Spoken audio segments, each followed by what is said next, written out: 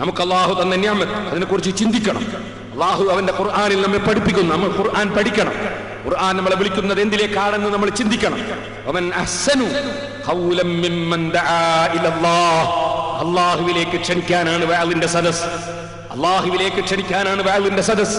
അള്ളാഹുവിലേക്ക് ക്ഷണിക്കുന്നവരെക്കാൾ നല്ലവനാരാ എന്ന് ഖുർആൻ ചോദിച്ചത് നല്ല കാര്യത്തിലേക്ക് ക്ഷണിക്കുന്ന, ബാങ്ക് വിളിക്കുന്ന, ഇൽമ പറയുന്ന അത്തരം സദസ്സുകളിലേക്ക് വിളിക്കുന്നവരെ സംബന്ധിച്ചല്ലേ അല്ലാഹു തആല പറഞ്ഞു.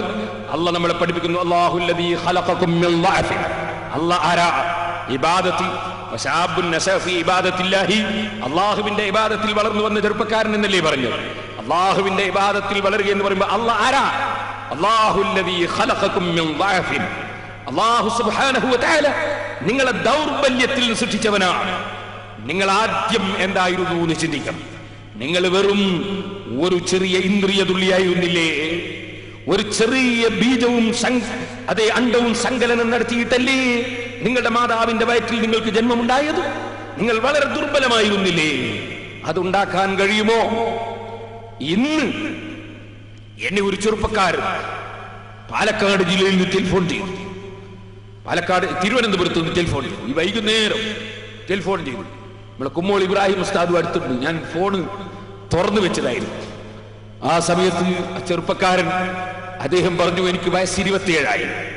എനിക്ക് ഇതേവരെ എനിക്ക് സന്താനോൽപാദനത്തിന് ഇന്ദ്രിയം എന്ന് പറയുന്ന സാധനം തന്നെ സൃഷ്ടിക്കപ്പെട്ടിട്ടായി കാണുന്നില്ല. പല ഡോക്ടർമാർക്കും കാണിച്ചു, ഒരു ഉപാധിയും ചെയ്തിട്ട് യാതൊരു കാര്യവും കാണുന്നില്ല. പ്രാർത്ഥിക്കണമെന്ന് പറഞ്ഞ് തിരുവനന്തപുരത്ത് നിന്ന് ഒരാൾ വൈകുന്നേരം എന്നെ വിളിച്ചു. അല്ലാഹു ജല്ല ജലാലുഹു അദ്ദേഹത്തിന്റെ വിഷമം അല്ലാഹു പരിഹരിച്ചു കൊടുക്കട്ടെ. ഞാൻ പറഞ്ഞു, അല്ലാഹു തആല ചോദിക്കുന്നു, അല്ലാഹു നമ്മളെ പഠിപ്പിക്കുന്നു, അല്ലാഹുല്ലദീ ഖലഖകും മിൻ ളഅഫിൻ. നിങ്ങളെ വെറും ഒരു ചെറിയ ഇന്ദ്രിയ തുള്ളിയിൽ നിന്ന്, അതിൽ നിന്ന് തന്നെയുള്ള ഒരു ചെറിയ അംശത്തിൽ നിന്ന്, ആ അംശത്തിൽ സൃഷ്ടിച്ചതല്ലേ നിങ്ങളെ. സുമ്മ ജഅല മിൻ ബഅദി ളഅഫിൻ ഖുവ്വ. പിന്നെ നിങ്ങളെ അല്ലാഹു ഘട്ടം ഘട്ടമായി അല്ലാഹു തആല നിങ്ങളെ വളർത്തി. മറ്റൊരായത്തിൽ അല്ലാഹു പറഞ്ഞു, നിങ്ങൾക്ക് മരണശേഷം ജീവിതമുണ്ടതിൽ സംശയമാണോ? യാ അയ്യുഹന്നാസ്, ഓ മനുഷ്യരെ, ഇൻ കുൻതും ഫീ റൈബിൻ മിനൽ ബഅസ്, നിങ്ങൾക്ക് പുനർജന്മമുണ്ടതിൽ നിങ്ങൾക്ക് സംശയമോ? ഫഇന്നാ ഖലഖനാകും മിൻ തുറാബ, നിങ്ങളുടെ ഉപ്പാപ്പ ആദം നബി അലൈഹിസ്സലാമിനെ മണ്ണിൽ നിന്ന് നമ്മൾ പടച്ചു. സുമ്മ മിൻ നുത്ഫ, പിന്നെ നിങ്ങളെ ഇന്ദ്രിയതുള്ളിൽ നിന്ന് പടച്ചു. സുമ്മ മിൻ അലഖ, പിന്നെ നിങ്ങളെ രക്തകഷ്ണത്തിൽ നിന്ന് പടച്ചു. സുമ്മ മിൻ മുദ്ഗ, പിന്നെ നിങ്ങൾ ഒരു മാംസകഷ്ണമാക്കി. മുഖല്ലഖത്തിൻ വഗൈരി മുഖല്ലഖ, അത് കോലമാക്കപ്പെട്ട നിലക്കും കോലമാക്കപ്പെടാത്ത നിലക്കും ഒക്കെ മാതാവിന്റെ വയറ്റിൽ നിർത്തി. ലിനുബയ്യിന ലക്കും വനുഖിറു ഫിൽ അർഹാമി മാ നശാഉ ഇലാ അജലിൻ മുസമ്മാ. നമ്മൾ നിശ്ചയിച്ച ഒരു അവധിയുണ്ട്. ആ അവധി വരെ നിങ്ങളുടെ മാതാക്കളുടെ ഗർഭാശയത്തിൽ നിങ്ങളെ നിർത്തി. അങ്ങനെ നിർത്തിയിട്ട് സുമ്മ നുഖ്രിജുകും തുഫ്ലൻ, പിന്നെ ചെറിയ കുട്ടിയായി നിങ്ങളെ നമ്മൾ പുറത്തു കൊണ്ടുവന്നു അല്ലേ. സുമ്മ ലിതബ്ലുഗു അശുദ്ധകും, പിന്നെ നിങ്ങൾക്ക് യുവത്വവും ആരോഗ്യവും കിട്ടിയില്ലേ.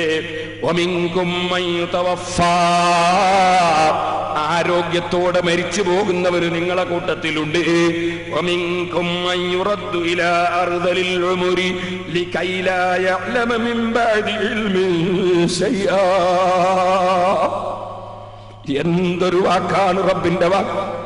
ചെറുപ്പക്കാരെ, നിങ്ങളൊന്ന് ചിന്തിച്ചു നോക്കൂ. അല്ലാഹ് പറയുന്നു, ആരോഗ്യം തന്നു അല്ലേ. ആ ആരോഗ്യത്തോടെ തന്നെ മരിപ്പിക്കുന്നവർ നിങ്ങളെ കൂട്ടത്തിലുണ്ട്.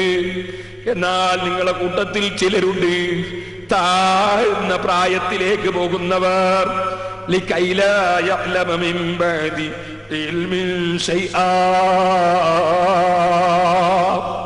ഒരു കാലത്ത്, യുവത്വമുള്ള കാലത്ത് വലിയ ഹിക്മത്തുള്ളവനായിരുന്നു. വലിയ പ്രശ്നങ്ങളൊക്കെ പറഞ്ഞു തീർത്തവനായിരുന്നു. വലിയ പ്രശ്നങ്ങളൊക്കെ ഇടപെടുന്നവനായിരുന്നു. വലിയ വലിയ കാര്യങ്ങളൊക്കെ നേടിയവനായിരുന്നു. പക്ഷേ പ്രായമങ്ങ് കൂടിയിട്ടിപ്പോൾ പറയുന്നത് എന്താണെന്ന് മനസ്സിലാകുന്നില്ല. സുബ്ഹാനല്ലാഹ്. അതാ എല്ലാ സമയവും വന്ന് ഭക്ഷണം കൊടുക്കുന്ന ഭാര്യയെ ചീത്ത പറയുന്നു, മക്കളെ ചീത്ത പറയുന്നു. മക്കൾ സങ്കടത്തോടെ പറയുന്നു, ഉസ്താദേ ഉപ്പാക്കിപ്പോ ഒന്നും മനസ്സിലാകുന്നില്ല. ഞങ്ങളെല്ലാം ചെയ്തു കൊടുത്തിട്ട് പിന്നെയും ഞങ്ങളെ ചീത്ത പറയുന്നു, വരുന്നവരോടൊക്കെ ഞങ്ങളെ കുറ്റം പറയുന്നു, ഞങ്ങൾ അങ്ങനെ ചെയ്തു ഇങ്ങനെ ചെയ്തു എന്ന് പറയുന്നു. ബാപ്പയ്ക്കിപ്പോ ഒന്നും ഓർമ്മയില്ല, ബാപ്പക്കൊന്നും ചെയ്യാൻ കഴിയുന്നില്ല. അവിടുന്ന് പോയി ചിലപ്പോൾ കാട്ടിച്ചത് വാരി തിന്നുന്നു, മൂത്രം കയ്യിലാക്കുന്നു, ഞാൻ എവിടെ കിടക്കുന്നു എന്നറിയുന്നില്ല. മനുഷ്യനുണ്ടാകുന്ന അവസ്ഥകൾ ഖുർആൻ കിബിറോടെ, അഹങ്കാരത്തോടെ സുബഹിന്റെ സമയത്ത് എഴുന്നേറ്റ് നിസ്കരിക്കാതെ അതേ അലിമീങ്ങളെ ചീത്തയും പറഞ്ഞ് വേണ്ടാത്തതിൽ മുഴുവനും ഇടപെട്ട് അബദ്ധങ്ങളിലായി ജീവിക്കുന്ന ചെറുപ്പക്കാരനെ ചിന്തിപ്പിക്കാൻ അള്ള പറയുന്നടോ, നിന്റെ ജീവിതത്തിന്റെ രംഗങ്ങൾ നീ ചിന്തിക്കൂ. നിന്നെ നമ്മൾ വളർത്തിയെടുത്തില്ലേ? ചിലർ ആരോഗ്യത്തോടെ മരിക്കുന്നവരുണ്ട്, ചിലർ നല്ല വിവരങ്ങളൊക്കെ ഉണ്ടായിട്ട് ആ വിവരമൊക്കെ നശിച്ച് ഒന്നിനും പറ്റാത്ത, ഒന്നും മനസ്സിലാകാത്ത ജീവിതം നയിക്കുന്നവർ, അങ്ങനെയും പ്രായമാകുന്ന സമയത്തായി പോകുന്നവരില്ലേ? وترى الأرض هامدة فإذا أنزلنا عليها الماء اهتزت وربت فأنبتت من كل زوج بهيج. നീ ഭൂമിയിലൊന്ന് ചിന്തിക്കൂ. ആ ഭൂമിയിൽ നേരത്തെ വെറും ഭൂമി, അവിടെ ഒരു നല്ല മഴ പെയ്തപ്പോ വിത്തുകളതാ മുളച്ചു വരുന്നു. ഭൂമി നല്ല ഫലപുഷ്ടിയുള്ളതായി, വെള്ളത്തോടെ ഫലപുഷ്ടിയുള്ള ഭൂമിയിൽ മുളച്ചു വരുന്നു. അത് ഉയരുന്നു, വളരുന്നു, തേങ്ങ പറിക്കുന്നു, നെല്ല് കൊയ്യുന്നു, അതേ കായ പറിക്കുന്നു. പിന്നീട് അതേ മരം തന്നെ പിന്നീടതാ മറിഞ്ഞു വീഴാനാകുന്നു, പീറ്റയാകുന്നു, വൈക്കോലാകുന്നു, അതിങ്ങനെ നശിക്കുന്നു. അതുപോലെ നീ ഒന്നുകൂടി ചിന്തിക്കൂ. എല്ലാം ഉണങ്ങിപ്പോയൊരു ഭൂമി, ആ ഭൂമിയിൽ ഒരു മഴയങ്ങ് പെയ്തപ്പോ നേരത്തെ പുല്ല് കാണാനില്ലായിരുന്നു, ഒന്നും കാണാനില്ലായിരുന്നു. ഒരൊറ്റ മഴ പെയ്യുമ്പോ ഒക്കെയും അതാ വളർന്നു ഉയർന്നു വരുന്നു. നിന്റെ ജീവിതം ഇവിടെ നശിച്ചു, നീ അവസാനം മരിച്ചു. പിന്നെ നിന്നെ ഇങ്ങ് ജീവിപ്പിക്കൽ അള്ളാഹുവിനൊരു പ്രശ്നമാണോ? ഈ ഉണക്ക് പുല്ലുകളുടെ പൊടിപൊടിയായി പോയ പുല്ല് ഒരൊറ്റ മഴ പെയ്യുമ്പോൾ തെഴുത്ത് വളർന്നു വരുന്നത് നീ കാണുന്നില്ലേ? അള്ളാഹുവിനെ നിന്നെ ജീവിപ്പിക്കൽ ഒരു പ്രശ്നമാണോ? നിന്നെ ഉണ്ടാക്കൽ ഒരു പ്രശ്നമാണോ? ആ മരണശേഷമുള്ള ജീവിതത്തെ കുറിച്ച് ചിന്തിക്കാതെ നിന്റെ ആരോഗ്യകാലം നീ തകർത്ത് കളയല്ല. ഖുർആൻ അത് തന്നെ പറയുന്നു. അങ്ങനെ സുമ്മ ജഅല മിൻ ബഅദി ഖുവ്വത്തിൻ ളഅഫൻ വശൈബ, അതേ നിന്റെ ദൗർബല്യത്തിന് ശേഷം നിനക്ക് യുവത്വവും ആരോഗ്യവും അല്ലാഹു തന്നു. വശൈബതൻ, പിന്നെ നര തന്നു, വാർദ്ധക്യം തന്നു. യഖ്ലുഖു മാ യശാ, അല്ലാഹു ഉദ്ദേശിക്കുന്നത് അവൻ സൃഷ്ടിക്കുന്നു. വഹുവൽ അലീമുൽ ഖദീർ, അല്ലാഹു അറിവുള്ളവനും കഴിവുള്ളവനും തന്നെ. ഓ ചെറുപ്പക്കാരെ, അള്ളാഹു തന്ന ആരോഗ്യ സമയത്ത് ഇബാദത്തുകൾ ചെയ്യുന്നവരാകണം, കൃത്യമായി നിസ്കരിക്കുന്നവരാകണം. ചെറുപ്പക്കാരായ യുവാക്കൾ സുന്നത്ത് നിസ്കരിക്കണം. ഞാൻ വേദനയോടെ പറയട്ടെ, പ്രായമുള്ളവർ സുന്നത്ത് നിസ്കരിക്കുന്നു, പണ്ഡിതന്മാർ സുന്നത്ത് നിസ്കരിക്കുന്നു. എന്റെ ചെറുപ്പക്കാരാ, നിന്റെ ജീവിതത്തിൽ നീ ഇൽമോ പഠിച്ചില്ല, ഇൽമോ നീ പഠിച്ചില്ല, കിതാബോ നീ ഓതിയില്ല. എന്നാൽ ആ പണ്ഡിതന്മാർ ഇൽമുള്ളതോടുകൂടെ തന്നെ ധാരാളം സുന്നത്ത് നിസ്കരിക്കുമ്പോ എനിക്കോ ഇൽമി ഇല്ലാതെയായിപ്പോയി, എന്റെ പ്രവൃത്തിയും കുറഞ്ഞാൽ ഞാൻ എന്റെ രാജാവിന്റെ സമീപത്ത് എങ്ങനെ എത്തും? അതുകൊണ്ട് സുന്നത്ത് നിസ്കാരം പണ്ഡിതന്മാരെക്കാൾ കൂടുതൽ ഞാൻ നിസ്കരിക്കുമെന്ന വാശി വിവരമില്ലാത്തവർക്കല്ലേ ഉണ്ടാകേണ്ടത്. പണ്ഡിതന്മാര് ചെയ്യേണ്ടതില്ലെന്നല്ല ഞാൻ പറഞ്ഞത്, പണ്ഡിതന്മാരെന്തായാലും അത് ചെയ്യേണ്ടത് തന്നെ. ഓ ചെറുപ്പക്കാരെ, സുന്നത്ത് നിസ്കാരം മലക്കുകൾക്കുള്ളതാണോ? നമ്മൾ ചെയ്യേണ്ടതല്ലേ? എന്തുകൊണ്ട് ദുഹറിന്റെ മുമ്പ് ഒരു 2 റക്അത്തെങ്കിലും സുന്നത്ത് നിസ്കരിച്ചുകൂടാ? എന്തുകൊണ്ട് ദുഹറിന്റെ മുമ്പ് ഒരു 4 നിസ്കരിച്ചുകൂടാ? എന്തുകൊണ്ട് ദുഹറിന്റെ ശേഷം ഒരു 4 നിസ്കരിച്ചുകൂടാ? ഞാൻ ചോദിക്കട്ടെ, നമ്മുടെ പള്ളികളിലൊക്കെ ജുമഅ കഴിഞ്ഞാൽ ചെറുപ്പക്കാരന്റെ ഇറങ്ങി ഓടുന്നത് വല്ലാത്ത തിരക്ക് തന്നെ. നിന്റെ തിരക്ക് അതാ പ്രായം ചെന്നവരിരുന്ന് ആമീൻ പറയുന്നു, നമ്മളെ പണ്ഡിതന്മാരിരുന്ന് ആമീൻ പറയുന്നു. ഞാൻ ചോദിക്കട്ടെ, വലിയ ഇൽമിന്റെ ബഹറുകളായിരുന്ന കീയന ഉസ്താദ് എപ്പോഴെങ്കിലും ഒരു ജുമഅ കഴിഞ്ഞിട്ട് ദുആ കഴിയാതെ ഇറങ്ങിപ്പോകാറുണ്ടോ? ശംസുൽ ഉലമാ ഖുതുബി മുഹമ്മദ് മുസ്ലിയാർ പോകാറുണ്ടോ? ആലിമീങ്ങൾ പോകാറുണ്ടോ? അവർക്ക് അള്ളാഹുവിന്റെ മുമ്പിലേക്ക് സമ്പാദിക്കാനിരിക്കുന്നു. ചെറുപ്പക്കാരാ, ഒരു ഇൽമുമില്ലാത്ത നിനക്ക് ഒരു 2 മിനിറ്റ് ആ ദുആയിലൊന്ന് പങ്കെടുത്തുകൂടെ? ഒരു 33 സുബ്ഹാനല്ലാഹ് ചൊല്ലിക്കൂടെ? ഒരു 33 അൽഹംദുലില്ലാഹ് ചൊല്ലിക്കൂടെ? ഒരു 33 അല്ലാഹു അക്ബർ ചൊല്ലിക്കൂടെ? ഇത് നമ്മൾ ആഖിറത്തിലേക്ക് എപ്പോഴാ സമ്പാദിക്കാൻ പോകുന്നത്? ആഖിറത്തിലെ ജീവിതമുണ്ടെന്ന് നീ ഉറപ്പിച്ചിട്ടില്ലേ? നിനക്ക് ആ സമയത്ത് പെട്ടെന്ന് ഇറങ്ങി നീ സ്വറ പറയുകയല്ലേ ചെയ്യുന്നത്? അങ്ങാടിയിൽ പോയി ഇരുന്ന് പിന്നെ കഥ പറയുകയല്ലേ ചെയ്യുന്നത്? നിനക്ക് ആ ഒരു 33 സുബ്ഹാനല്ലാഹ് കഴിഞ്ഞിട്ട് ഇറങ്ങിയാ പോരെ? ഒരു 33 അൽഹംദുലില്ലാഹ് കഴിഞ്ഞിട്ട് ഇറങ്ങിയാ പോരെ? ആകെ ഒരു 2 മിനിറ്റ് നീ സഹിച്ചിരുന്നാൽ 100 ദിക്റല്ലേ ചൊല്ലിപ്പോകുന്നത്? 100 ദിക്റിന് 1000 പ്രതിഫലമല്ലേ കിട്ടാൻ പോകുന്നത്? അപ്പൊ 100 ദിക്റിന് 1000 പ്രതിഫലം 2 മിനിറ്റ് കൊണ്ട് കിട്ടുമ്പോ അതിന് സമയമില്ല നിനക്ക്. നീ ഇറങ്ങിയിട്ട് എന്താണ് ഇവിടെ സമ്പാദിക്കാൻ പോകുന്നത്? ഒന്നും സമ്പാദിക്കുന്നില്ല. നീ അങ്ങാടിയിൽ നേരം പൊക്കാണ്, സമയം വെറുതെ സ്വറ പറഞ്ഞ് നേരം പൊക്കാണ്. അള്ളാഹുവിനെ ഭയപ്പെടുന്നവരവിടെ ഇരുന്ന് ദിക്ർ ചൊല്ലുകയാണ്, അവരവിടുന്ന് സലാത്ത് ചൊല്ലുകയാണ്, അവരവിടുന്ന് ഖുർആൻ ഓതുകയാണ്. അവിടുന്ന് പണ്ഡിതന്മാർ 10 മിനിറ്റ് ജുമഅന്റെ ശേഷം പ്രസംഗിക്കുമ്പോ ആ പ്രസംഗം കേട്ട് ഇൽമു പഠിക്കുകയാണ് തഖ്വയുള്ളവര്. നിനക്കതിന് നേരമില്ല, നിനക്ക് ഭയങ്കര തിരക്കാണ്. നിന്റെ തിരക്ക് മരിക്കുന്നതോടെ തീർന്നില്ലേ ചെറുപ്പക്കാരാ? മരണത്തോടുകൂടെ തിരക്ക് തീർന്നില്ലേ? പിന്നെ തിരക്കുണ്ടോ ഇവിടെ? ഓ സഹോദരന്മാരെ, ആരിഫീങ്ങൾ പൊട്ടിക്കരഞ്ഞില്ലേ? ഞാൻ ദീർഘമായി പറയുന്നില്ല. ബഹുമാനപ്പെട്ട ഹുജ്ജത്തുൽ ഇസ്ലാം അബൂ ഹാമിദ് അൽ ഗസ്സാലി റഹ്മത്തുള്ളാഹി അലൈഹി തങ്ങൾ അവിടുന്ന് രേഖപ്പെടുത്തിയില്ലേ? ബഹുമാനപ്പെട്ട അതാഉസ് സുലമി റളിയല്ലാഹു തആല അൻഹു തങ്ങൾ, ആ അതാഉസ് സുലമി റളിയല്ലാഹു തആല അൻഹു തങ്ങൾ അതാ ജീവിതത്തിന് വേണ്ടി അധ്വാനിക്കുക എന്ന് നമ്മളോട് കൽപ്പിക്കപ്പെട്ടതാണ്. ജോലിയെടുത്താണ് മനുഷ്യൻ ജീവിക്കേണ്ടത്, യാചിച്ചുകൊണ്ടല്ല ജീവിക്കേണ്ടത്. അത് പണ്ഡിതന്മാർക്കും ജോലിയെടുക്കാം, സാധാരണക്കാർക്കും ജോലിയെടുക്കാം. ജോലിയെടുക്കുന്നത് നല്ലതാണ്. ബഹുമാനപ്പെട്ട അതാഉസ് സുലമി റളിയല്ലാഹു അൻഹു നല്ല ഒരു വസ്ത്രം നെയ്തുണ്ടാക്കി, അത് വളരെ ക്ലിയറാക്കി നെയ്തുണ്ടാക്കി. ശേഷം ആ വസ്ത്രവും എടുത്ത് അങ്ങാടിയിലേക്ക് പോയി. അങ്ങാടിയിൽ പോയത് എന്തിനാണ്? വസ്ത്രം വിൽക്കാനാണ്. വസ്ത്രം വിറ്റിട്ട് കാശുണ്ടാക്കി ജീവിക്കാനാണ്. അങ്ങനെ വസ്ത്രം വിൽക്കുന്ന സ്ഥലത്ത് അങ്ങാടിയിൽ കൊണ്ടുപോയി വസ്ത്രം ഇങ്ങനെ വെച്ചു. എന്നിട്ട് വില പറയാൻ വേണ്ടി ആളെ വിളിച്ചു. അപ്പോഴതാ നല്ല ഒരു പട്ട് കച്ചവടക്കാരൻ, അദ്ദേഹത്തിന് ഏത് വസ്ത്രത്തിന്റെയും ഗുണവും ദോഷവും പെട്ടെന്ന് നോക്കി പറയാൻ കഴിയും. അങ്ങനത്തെ ഒരു കച്ചവടക്കാരൻ അടുത്ത് വന്നു. അടുത്ത് വന്നിട്ട് ചോദിച്ചത് കുറച്ച് തരുവോ, വില കുറച്ച് തരുവോ? അതാഉസ് സുലമി റളിയല്ലാഹു അൻഹു എനിക്ക് ആ പറഞ്ഞ വില തന്നെ കിട്ടണമെന്ന് പറയുമ്പോ ആ കച്ചവടക്കാരൻ എന്നിട്ട് പറയുന്നു, ഇന്ന ഫീഹി ഉയൂബൻ കൈത വകൈത. നിങ്ങളീ കൊണ്ടുവന്ന വസ്ത്രത്തിന് അങ്ങനെ ഒരു ദോഷമുണ്ട്, ഇങ്ങനെ ഒരു ദോഷമുണ്ട്, ഇങ്ങനെ ഒരു ദോഷമുണ്ട്, അങ്ങനെ ഒരു ദോഷമുണ്ട്. ഓരോ ന്യൂനതകൾ ഇങ്ങനെ പറയാൻ തുടങ്ങി. അതാഉസ് റളിയല്ലാഹു അൻഹു തുണി ഇങ്ങോട്ട് വാങ്ങി. തുണി വാങ്ങിയിട്ട് ഇരുന്നൊരൊറ്റ കരച്ചിലാണ്. കരഞ്ഞിങ്ങനെ കണ്ണ് പൊക്കി വല്ലാത്ത കരച്ചില് കരിയാണ്. അപ്പൊ ഈ വില പറയാൻ വന്ന ആൾക്ക് വല്ലാത്ത വിഷമം തോന്നി. ഇങ്ങനെ പൊട്ടിക്കരയുന്നത് കണ്ടപ്പോ വില പറയാൻ വന്ന ആൾക്ക് വിഷമം തോന്നി. അയാൾ പറഞ്ഞു, നിങ്ങൾ പറഞ്ഞ അതേ പൈസ തന്നെ തരാം, നിങ്ങൾ കരയണ്ട. വല്ലാതെ അധ്വാനിച്ചുണ്ടാക്കിയ ഒരു തുണിയാണിത്, നന്നായിട്ട് അധ്വാനിച്ച് നെയ്തുണ്ടാക്കിയ തുണി.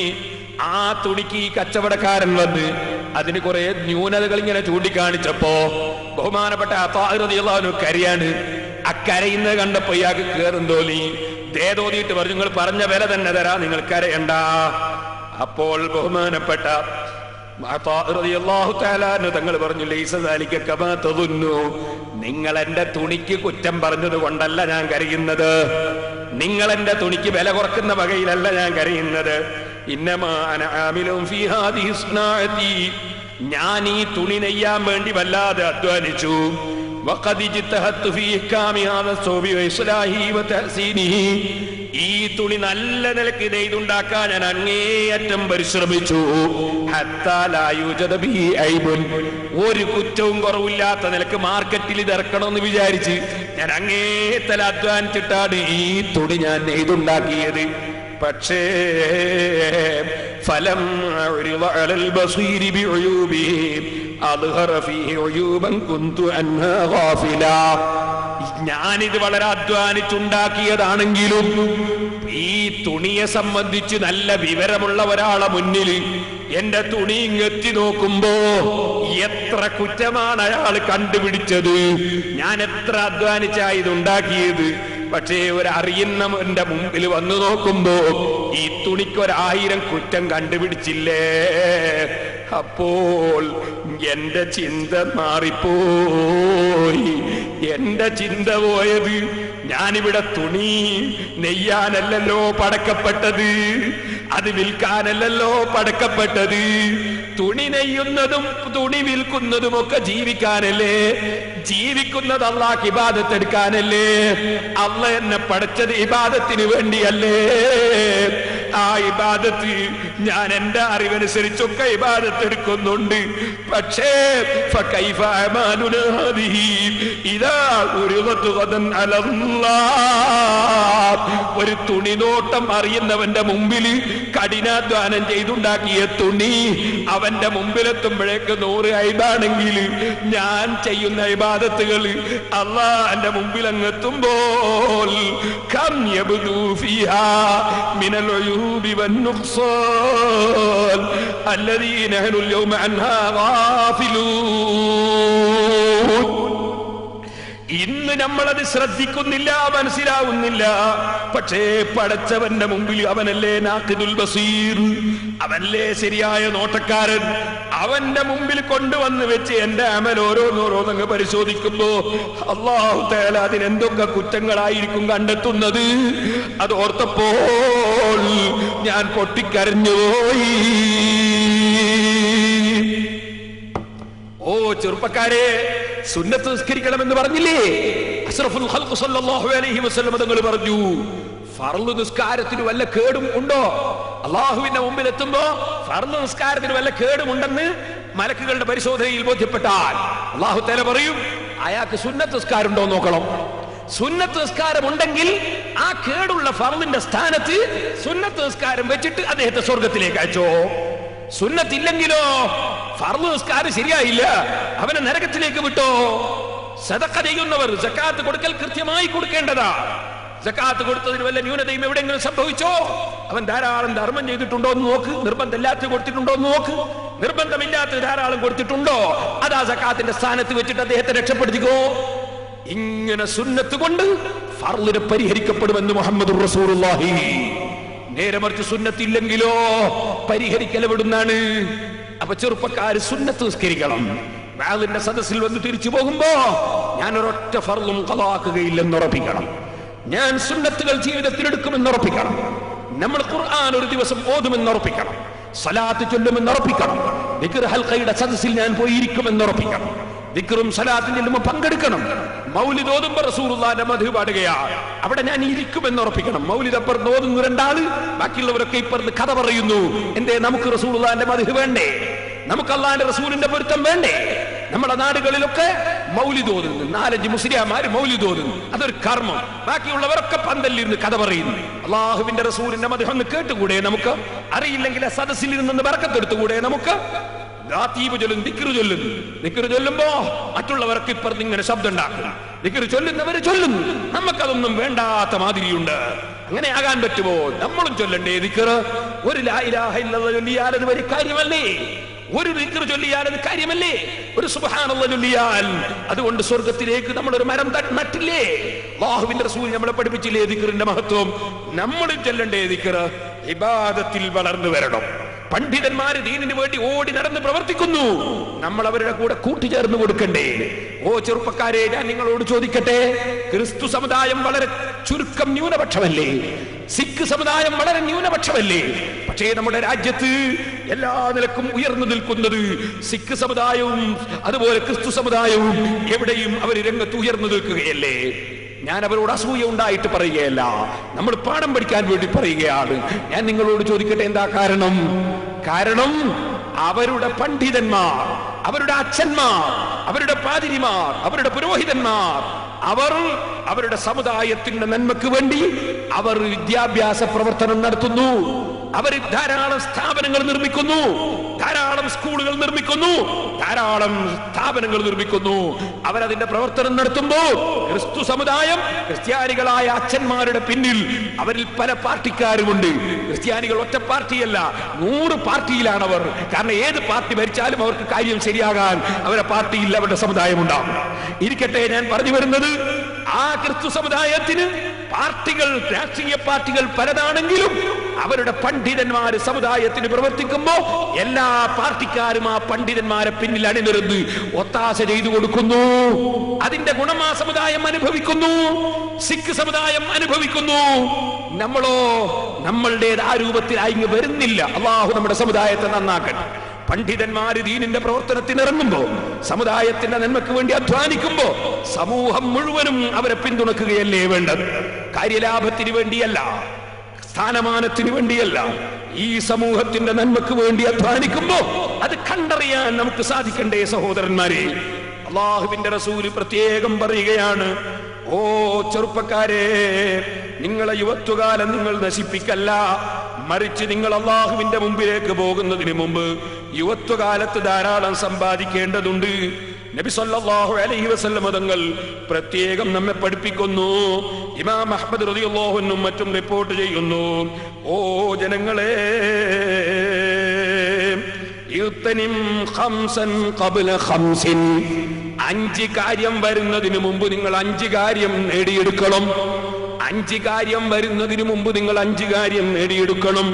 ശബാബക ഖബ്ല ഹറമിക വസിഹ്ഹതക ഖബ്ല സഖമിക, നിങ്ങൾക്ക് വാർദ്ധക്യം വരുന്നതിന് മുമ്പ് യുവത്വകാലത്ത് തന്നെ നിങ്ങൾ സൽക്കർമ്മം ചെയ്ത് സമ്പാദിച്ചു വെക്കണം.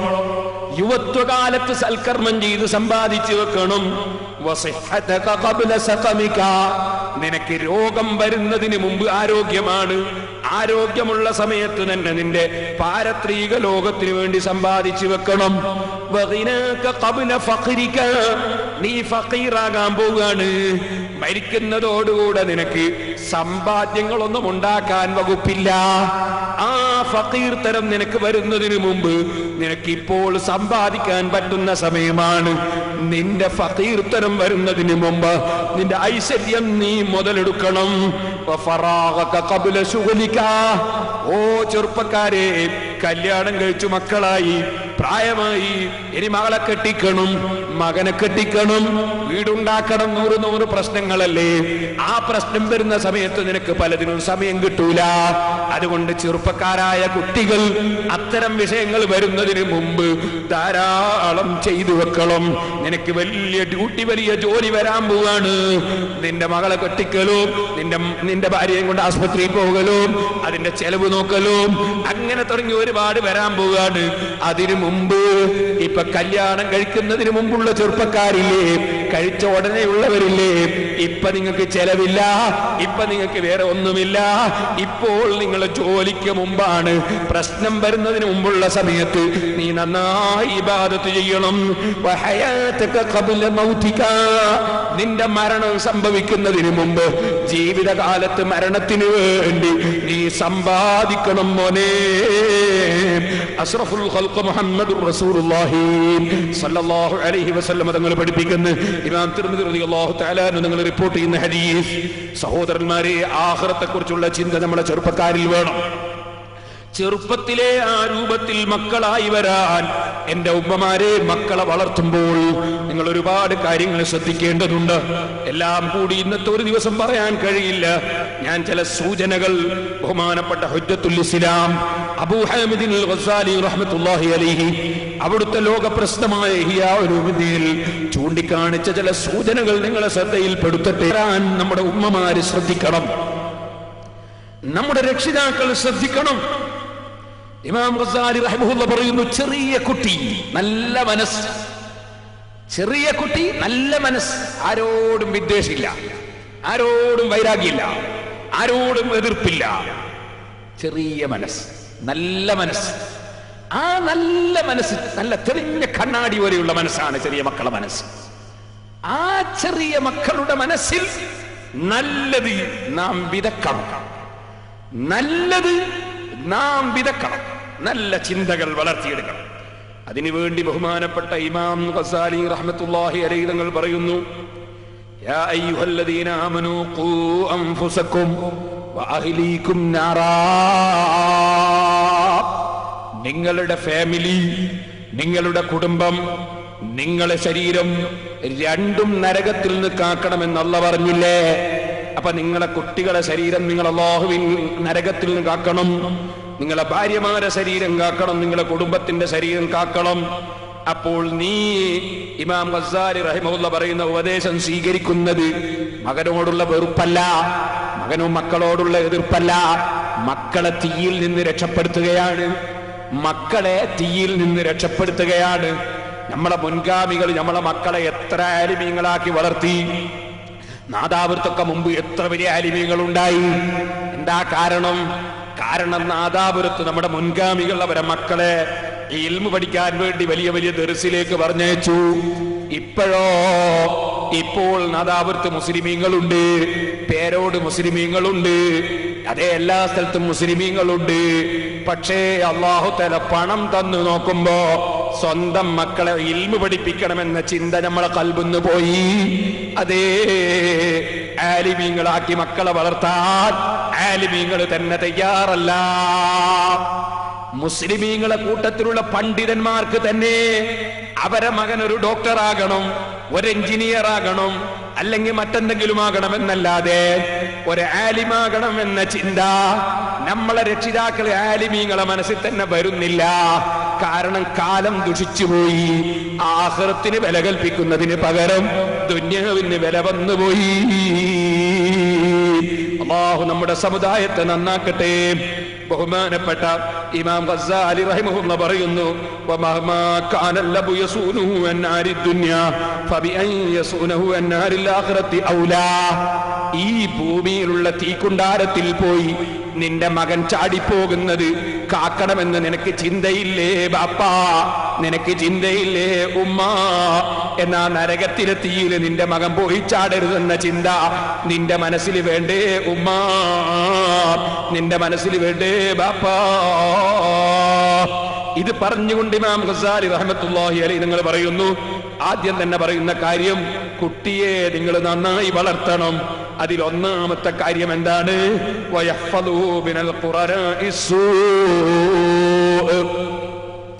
മോശമായ കൂട്ടുകെട്ടിന് കുട്ടികളെ വിട്ടേക്കരുത്. കുട്ടികളെ മോശമായ കൂട്ടുകെട്ടിന് വിട്ടേക്കരുത്. ഇന്നലെ എനിക്ക് നമ്മളെ താഹാ തങ്ങൾ ടെലിഫോൺ ചെയ്തു. ഒരു വനിതാ കോളേജിനെ സംബന്ധിച്ചാണ് ഫോണ്. അവിടെയുള്ള പെൺകുട്ടികളെ ടൂറിന് കൊണ്ടുപോവുകയാണ് മൈസൂരിലേക്ക്. ആരാണ് മൈസൂരിലേക്ക് ടൂറിന് കൊണ്ടുപോകുന്നത്? അന്യപുരുഷന്മാരായ ടീച്ചർമാരാണ്.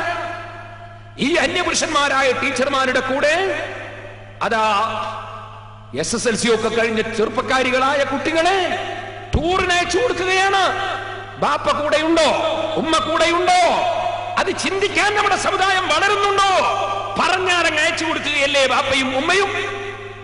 ഞാൻ നിങ്ങളോട് ചോദിക്കട്ടെ, എവിടെ പോയി നമ്മുടെ മതബോധം? നമുക്ക് പരിഷ്കാരമാണ്, നമുക്ക് ഫാഷനാണ്. മരിക്കണമെന്ന ചിന്തയില്ല, എന്റെ കുട്ടി എന്താകണമെന്ന ചിന്തയില്ല. ഞാൻ പിന്നീട് ഇൻഷാ അല്ലാഹ് അതിലേക്ക് പിന്നീട് കടക്കുന്നുണ്ട്. ഇപ്പോൾ ഞാൻ അതിലേക്ക് കടന്ന് സംസാരിക്കുന്നില്ല. നല്ല കൂട്ടുകെട്ട്, തഖ്വയുള്ളവരുടെ കൂട്ടുകെട്ട് വേണം. അതിന് നിങ്ങൾ നല്ല കൂട്ടുകെട്ടുള്ളവരുടെ കൂടെ പറഞ്ഞയച്ചു കൊടുക്കണം. ഒരു കുട്ടി SBS പ്രവർത്തിക്കുകയാണ്, SSF പ്രവർത്തിക്കുകയാണ് എന്ന് പറഞ്ഞാൽ തഖ്വയുള്ള ആലിമീങ്ങളുടെ കൂടെ കൂട്ടുകെട്ടാനല്ലേ പറഞ്ഞേക്കുന്നത്? അത് നല്ലതല്ലേ? നന്മയ്ക്ക് വേണ്ടിയുള്ള പ്രവേശനമല്ലേ? അത് മുടക്കാൻ നടക്കുന്ന എത്ര ആളുകളുണ്ട്? അല്ലാഹു നന്നാക്കട്ടെ. നന്മയുള്ള വിഷയങ്ങളിലേക്ക് കുട്ടികളെ കൂട്ടുകെട്ടിന് വേണ്ടി ശ്രദ്ധിക്കണം. എന്നാൽ സംഘടനാ പ്രവർത്തനമാണെന്ന് പറഞ്ഞ് തെറ്റിലേക്ക് പോകുന്നുണ്ടെങ്കിൽ സംഘടനയുടെ പേര് എന്തായിരുന്നാലും തെറ്റിന്റെ കൂട്ടുകെട്ടിന് അനുവദിച്ചുകൂടാ. കൂട്ടുകെട്ട് നന്നാകണം, തഖ്വയുള്ളവരാകണം. തഖ്വയുള്ള കൂട്ടുകെട്ടുമായി നമ്മുടെ ചെറിയ കുട്ടികളെ തന്നെ വളർത്താൻ നോക്കണം. അതോടുകൂടെ തന്നെ ബഹുമാനപ്പെട്ട ഇമാം ഗസ്സാലി റഹിമഹുല്ലാഹ് പറയുന്നു, വലാ യുഅബിദഹു തനഉം. കുട്ടികളെ ചെറുപ്പത്തിലെ സുഖിപ്പിച്ച് പഠിപ്പിക്കരുത്. കുട്ടികളെ ചെറുപ്പത്തിലെ സുഖിപ്പിച്ച് പഠിപ്പിച്ചാൽ അവൻ എന്നും സുഖത്തിന്റെയും ആഡംബരത്തിന്റെയും വക്താവായി മാറിപ്പോകും. വലാ യുഹദ്ദു ഇലൈഹി സീനത വറഫാഹിയ. കുട്ടികൾക്ക് മുന്തിയ കുപ്പായം, മുന്തിയ വാച്ച്, മുന്തിയ തുണി, മുന്തിയത്, അങ്ങനെയുള്ള ചിന്ത വളർത്തരുത്. അങ്ങനെ വളർന്നാൽ അവൻ മുന്തിയത് മാത്രം കിട്ടിയാലേ അടങ്ങുള്ളൂ എന്ന നിലക്ക് വരും. അങ്ങനെ വരുമ്പോ അവന് തൽക്കാലം അത്തരത്തിലുള്ളത് കിട്ടിയില്ലെങ്കിൽ അവൻ മറ്റൊരാളത് കട്ടെടുക്കാൻ ശ്രമിക്കും. ചിലപ്പം കള്ളനാകും, ചിലപ്പോൾ മറ്റൊരാളത് അനധികൃതമായി കൈയടക്കാൻ നോക്കും. അവൻ അവസാനം ദുനിയാവും ആഖിറവും നഷ്ടപ്പെട്ടു പോകും. ബഹുമാനപ്പെട്ട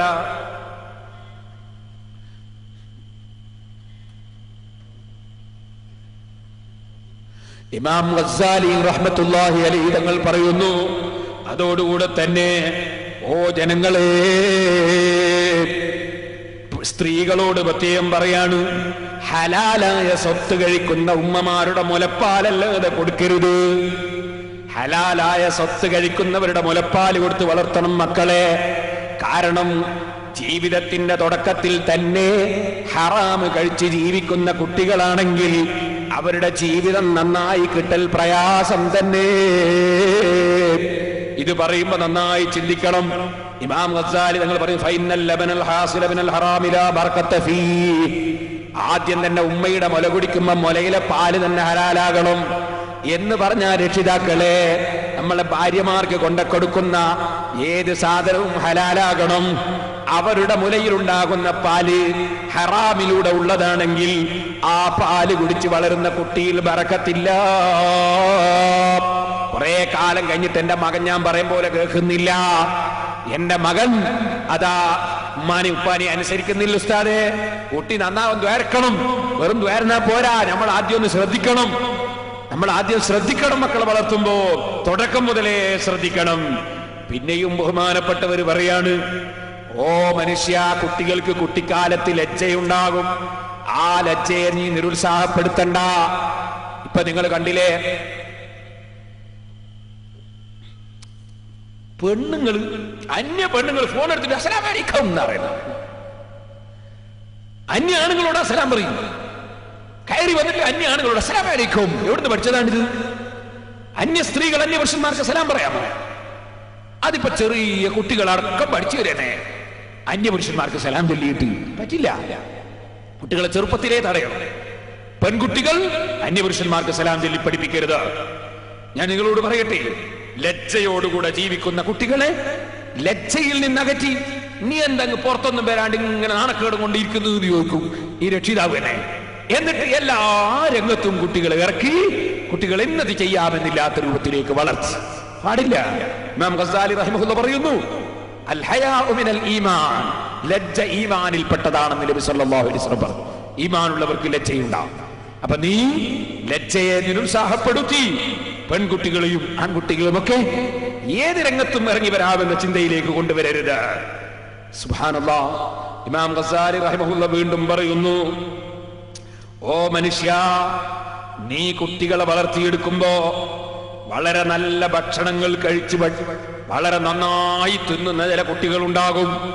നന്നായിട്ട് തിന്നാൻ പ്രോത്സാഹിപ്പിക്കരുത്. അങ്ങനെയുണ്ടല്ലോ, നന്നായിട്ട് അടിച്ചു മാറുക എന്ന് പറയുന്ന അങ്ങനെയല്ല കുട്ടികളെ ശീലിപ്പിക്കേണ്ടത്. കുട്ടികളെ ഒത്ത നിലക്ക് ഭക്ഷണം കഴിപ്പിച്ച് ശീലിപ്പിക്കണം. വളരെ നന്നായി ഭക്ഷണം കഴിച്ച് ശീലിപ്പിച്ചാൽ ആ കുട്ടികൾ പിന്നെ മടിയന്മാരാകും. അതുപോലെ തന്നെ മറ്റ് പലതിലേക്കും കടന്നുപോകും. കുട്ടികൾ വളരുന്ന സമയത്ത് തന്നെ ഭക്ഷണം കഴിക്കുമ്പോൾ വലത് കൈകൊണ്ട് തന്നെ കഴിപ്പിച്ച് പഠിപ്പിക്കണം. ബിസ്മില്ലാഹിർ റഹ്മാനിർ റഹീം എന്ന് പറയുമ്പോൾ എന്ന് ഭക്ഷണം കഴിക്കുമ്പോൾ എടുക്കുമ്പോൾ തന്നെ ചൊല്ലിക്കണം. എന്റെ ഉമ്മമാര് ശ്രദ്ധിക്കുന്നത് നല്ലതാണ്. ഇമാം ഗസ്സാലി റഹിമഹുല്ലാഹ് മക്കളെ വളർത്തുന്നതിനെ സംബന്ധിച്ച് പറയാണ്, ഭക്ഷണം കഴിക്കുമ്പോൾ തൊട്ട് മുന്നിൽ നിന്ന് തന്നെ വാരിയെടുക്കാൻ വേണ്ടി പ്രേരിപ്പിക്കണം. ഭക്ഷണം കഴിക്കുന്ന പ്ലേറ്റിന്റെ നടുവിൽ നിന്നെടുക്കരുത്. മറ്റൊരാളും കൂടെ ഇരുന്ന് കഴിക്കുകയാണെങ്കിൽ മറ്റൊരാളെ മുന്നിൽ നിന്നെടുക്കരുത്. അതുപോലെ മറ്റൊരാൾ എടുക്കുന്നതിന് മുമ്പ് വേഗം എടുത്തങ്ങ് തിന്നുകളയുക എന്നത് പഠിപ്പിക്കരുത്. നമ്മൾ ഏകദേശം കുട്ടികളെയും ബെടക്കാക്കലും അധികം ഉമ്മാരാണ്. ഇപ്പൊ 2-3 നാൾ ഭക്ഷണം കഴിക്കാനിരിക്കുമ്പോ നല്ലത് നോക്കിയിട്ട് ഒരു കുട്ടി എടുത്തങ്ങ് തിന്നിട്ട് ഞാൻ അവനോട് കണ്ട് തീർത്തെടുത്തങ്ങ് നിന്ന്, അങ്ങനെയാണ് ആ മിടുക്കന്മാര് എന്ന് പറഞ്ഞാൽ പിന്നെ ആ കുട്ടിക്ക് അങ്ങനെയാ തോന്നുക. എവിടെ ഇരുന്നാലും ആദ്യം ഞാൻ നല്ലൊക്കെ പൊരിച്ച മീൻ ആദ്യം എടുത്തങ്ങ് തിന്നളിയാ. അങ്ങനെ പഠിപ്പിക്കരുത് കുട്ടികളെ. കുട്ടികൾക്ക് വളരെ മോശമാണെന്ന് പറഞ്ഞു കൊടുക്കണം. ഇമാം ഗസാലി റഹിമഹുല്ലാഹ് പറയാണ് ഇതുപോലെ ഭക്ഷണത്തിലേക്ക് നോക്കി നിൽക്കരുത് കുട്ടികൾ. അപ്പൊ കുട്ടികൾ ഇങ്ങോട്ട് വിളിച്ചാളാണ് ഉമ്മാര്. ഒരാൾ ഭക്ഷണം കഴിക്കുമ്പോ ഭക്ഷണം കഴിക്കുന്ന ആളെങ്ങനെ നോക്കിക്കുന്നു, അല്ലെങ്കിൽ ഭക്ഷണം തന്നെ നോക്കി നിൽക്കുന്നത്. അപ്പൊ കുട്ടികളെ എന്താ ഇടപെടുക്കുന്നത്, അങ്ങോട്ട് പോയിക്കോ. കുട്ടികൾ അവിടുന്ന് മാറ്റിക്കളയണം. ഭക്ഷണം കഴിക്കുന്നവരെ നോക്കി നിൽക്കാൻ സമ്മതിക്കരുത്. ഭക്ഷണം തന്നെയും നോക്കാൻ വേണ്ടി അവസരം കൊടുക്കരുത്. ഭക്ഷണം അവരെ മുമ്പിലെത്തി കഴിച്ചോട്ടെ, നേരെ പറ്റി ഇങ്ങനെ നോക്കിക്കാനുള്ള അവസരം കൊടുക്കരുത്. ഭക്ഷണം കഴിക്കുമ്പോൾ ഉളരി തിന്നാൻ അവസരം കൊടുക്കരുത്. കുട്ടികളോട് മെല്ലെ നന്നായിട്ട് നല്ല നിലക്ക് തിന്നാൻ പറയണം. ഇതുപോലെ ബഹുമാനപ്പെട്ടവർ പറയാണ്, വളരെ പെട്ടെന്ന് തിന്നു തീർത്ത്, സ്പീഡിൽ തിന്നു തീർത്ത് അങ്ങനെയായിരുന്നു. തീരെ മെല്ലെ അതും കൊണ്ട് നേരം വെളുപ്പിക്കുന്ന പോലത്തിൽ അങ്ങനെയായിരുന്നു. അതോടുകൂടെ തന്നെ കൈയും വസ്ത്രവും മൂക്കും തലയും ഒട്ടാകെ ചോറ് വെച്ച് നോക്കുമ്പോ ഒട്ടാകെ പരട്ടിയിരിക്കുന്നു. അങ്ങനെ കുട്ടികളെ നടപ്പാക്കരുത്. കുട്ടികൾ ഭക്ഷണം കഴിക്കുമ്പോ കൈയിന്റെ വിരലുകൊണ്ടെടുത്ത് തൊള്ളയിലിട്ട് കഴിച്ച് വേറെ വിടിയും മുഷിയാതെ പിറളാത്ത രൂപത്തിൽ കുട്ടിക്കാലത്തെ അവരെ പരിചയപ്പെടുത്തണം. ഇമാം ഗസാലി റഹ്മത്തുള്ളാഹി ഓരോ കാര്യങ്ങളും പറയാണ്. ചിലപ്പോൾ നല്ല കറി ഇല്ലാത്ത പത്തിരി കൊടുക്കണം. ഇമാം ഗസാലി പറയാണ്, നല്ല കറി ഇല്ലാത്ത പത്തിരി കൊടുക്കണം മക്കൾക്ക്. അതെന്തിനാ? മഹാനവറുകൾ പറയാ, കറി ഇല്ലെങ്കിലും പത്തിരി തിന്ന് പരിചയപ്പെടണം. ചിലപ്പോ എയർപോർട്ടിൽ നിന്നൊന്നും കിട്ടൂല. ചിലപ്പോ ഹജ്ജിന് വേണ്ടി പോകുമ്പോ ക്യാമ്പിന്ന് ഗുൽമാൽ ഉണ്ടാക്കും.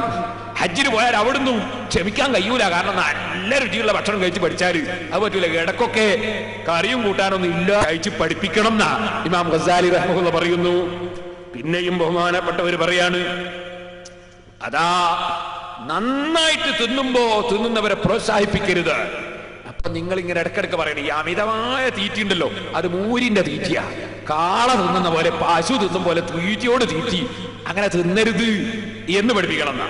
പിന്നെയും ബഹുമാനപ്പെട്ടവർ പറയാണ്, കൂടുതൽ തിന്നുന്ന ആളുകളെ കുട്ടികളെ മുന്നിൽ വെച്ച് പേര് പറയാതെ ആക്ഷേപിച്ച് സംസാരിക്കണം.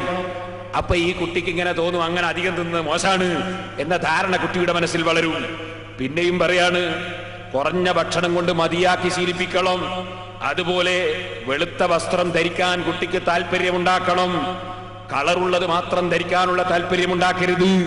ഞാൻ പ്രത്യേകിച്ച് പറയട്ടെ, ഇപ്പോൾ കുട്ടികളുടെ പെൺകുട്ടികളൊക്കെ വസ്ത്രങ്ങൾ ഏകദേശവും ശറഇൽ വിരോധിക്കപ്പെട്ടതാണ്. ശരീരത്തിന്റെ തുടിപ്പുകൾ കാണുന്ന വിധത്തിൽ ഫിറ്റായ വസ്ത്രങ്ങൾ ധരിക്കുന്നത് വിരോധിക്കപ്പെട്ടതാണ്. അതിന് പ്രചോദനം നൽകുന്നതിന് പകരം നീ അങ്ങനെ ധരിച്ചാൽ മറ്റുള്ളവർ നിന്റെ ശരീരത്തിന്റെ ഭാഗങ്ങളൊക്കെ എടുത്തു പിടിച്ചിട്ട് മറ്റുള്ളവർ നോക്കുകയില്ലേ, അത് വളരെ മോശമല്ലേ എന്ന് പറഞ്ഞ് അവരെ നിരുത്സാഹപ്പെടുത്തണം. ഇമാം ഗസാലി റഹിമഹുല്ലാഹ് പറയുന്നു, പുരുഷന്മാരെ ഡ്രസ്സ് പെൺകുട്ടികൾക്ക് ധരിക്കണമെന്ന് തോന്നിയാൽ, പെൺകുട്ടികളെ ഡ്രസ്സ് പുരുഷന്മാർക്ക് ധരിക്കണമെന്ന് തോന്നിയാൽ അപ്പോഴവരോട് പറയണം, അതൊക്കെ വളരെ മോശം. ആൺകുട്ടികളെ പോലെ വളരെ മോശം. പെൺകൂസനാകാനടാ നീ, വളരെ മോശം. ഇങ്ങനെ കുട്ടികളെ നിരുത്സാഹപ്പെടുത്തി പഠിപ്പിക്കണം. അങ്ങനെ പഠിപ്പിച്ചിട്ട് ബഹുമാനപ്പെട്ടവർ പറയാണ്, മുന്തിയ വസ്ത്രങ്ങളും മുന്തിയ സാധനങ്ങളും വേണമെന്ന ചിന്ത കുട്ടികളെ മനസ്സിൽ നിന്ന് എടുത്തു കളയാൻ നിങ്ങളുടെ സംസാരത്തിൽ ശ്രദ്ധിക്കണം. പിന്നെയും കുറെ പറഞ്ഞിട്ട് പറയാണ്, കുട്ടി വളരുന്ന സമയത്ത് തന്നെ നിങ്ങൾ ഇതൊന്നും ശ്രദ്ധിക്കാതെ പോയാൽ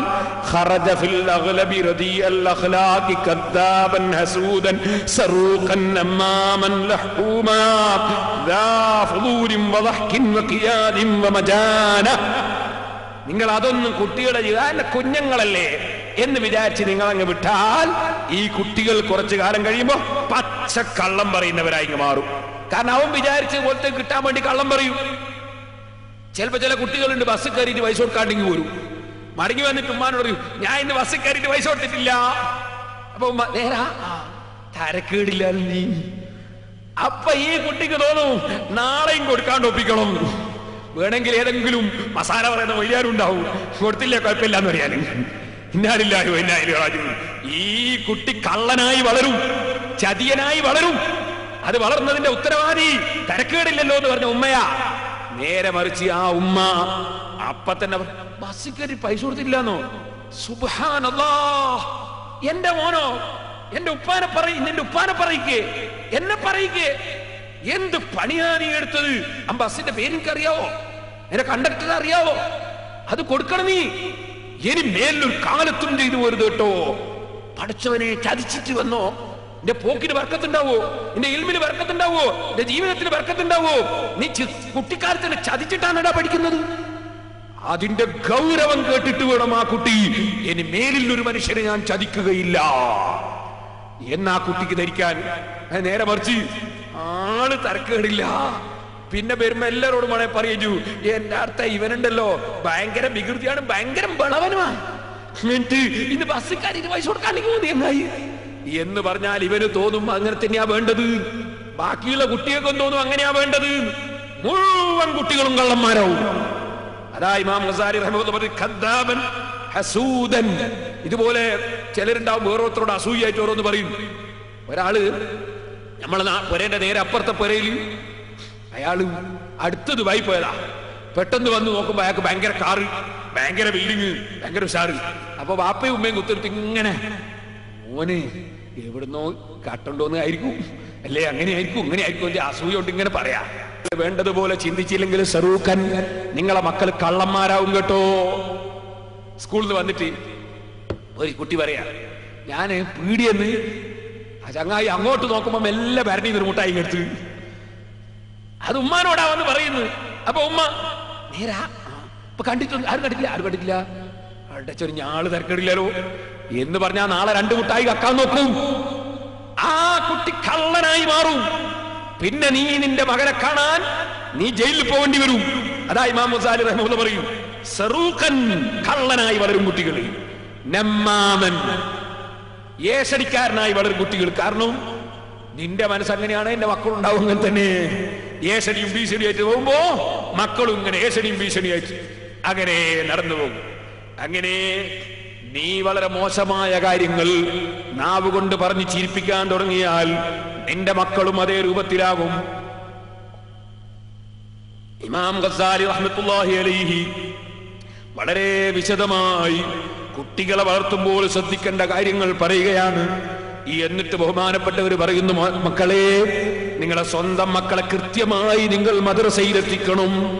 നിങ്ങൾ കൃത്യമായി പഠിപ്പിക്കുന്ന ഉസ്താദിനടുക്കലെത്തിക്കണം, ടീച്ചർമാരുടെ അടുക്കലെത്തിക്കണം.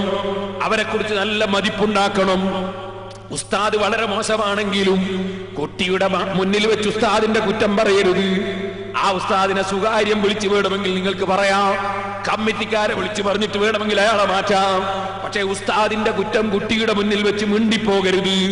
ടീച്ചറുടെ കുറ്റം കുട്ടിയുടെ മുന്നിൽ വെച്ച് മിണ്ടിപ്പോകരുത്. നിങ്ങളെ കുട്ടി അതോടുകൂടെ തകർന്നു എന്ന് നിങ്ങൾ മനസ്സിലാക്കണം. എത്ര തെറ്റ് ചെയ്ത ഗുരുനാഥനാണെങ്കിലും ഗുരുനാഥന്റെ കുറ്റം കുട്ടിയുടെ മുന്നിൽ വെച്ച് പറയരുത്. ഞാൻ നിങ്ങളോട് പറയട്ടെ, എന്റെ ഒരു കുട്ടീനെ ഒരു ടീച്ചർ അടിച്ചിട്ട് കൈന്റെ വിരൽ പൊട്ടിയിട്ട് ആ കൈ കൊണ്ട് എഴുതാൻ കഴിയുന്നില്ല.